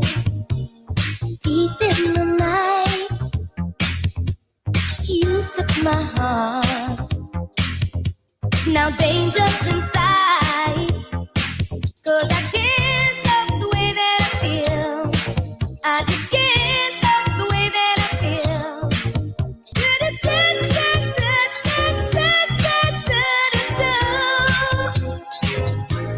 Baby, you make my love come down. Ooh, you make my love come down. Make it go all the way down. Ooh, you make my love come down. Baby, you make my love come down. Ooh, you make my love come down. I think it's time to have a wine, a little late romance. It's a chain reaction. We'll see the people of the world coming out to dance, 'cause there's music in the air and lots of loving everywhere. So give me the night. Give me the night. So come on out tonight, and we'll leave the others on a ride to paradise. And if you feel alright, then we can be lovers, 'cause I see that starlight look in your eyes. And don't you know we can fly? Just give me the night.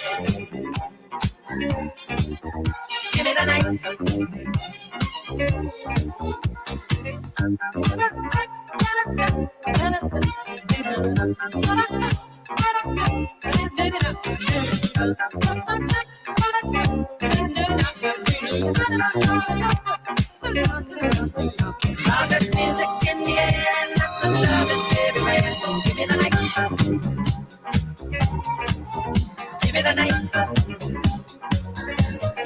So come on out tonight and we'll leave the others on the ride to paradise.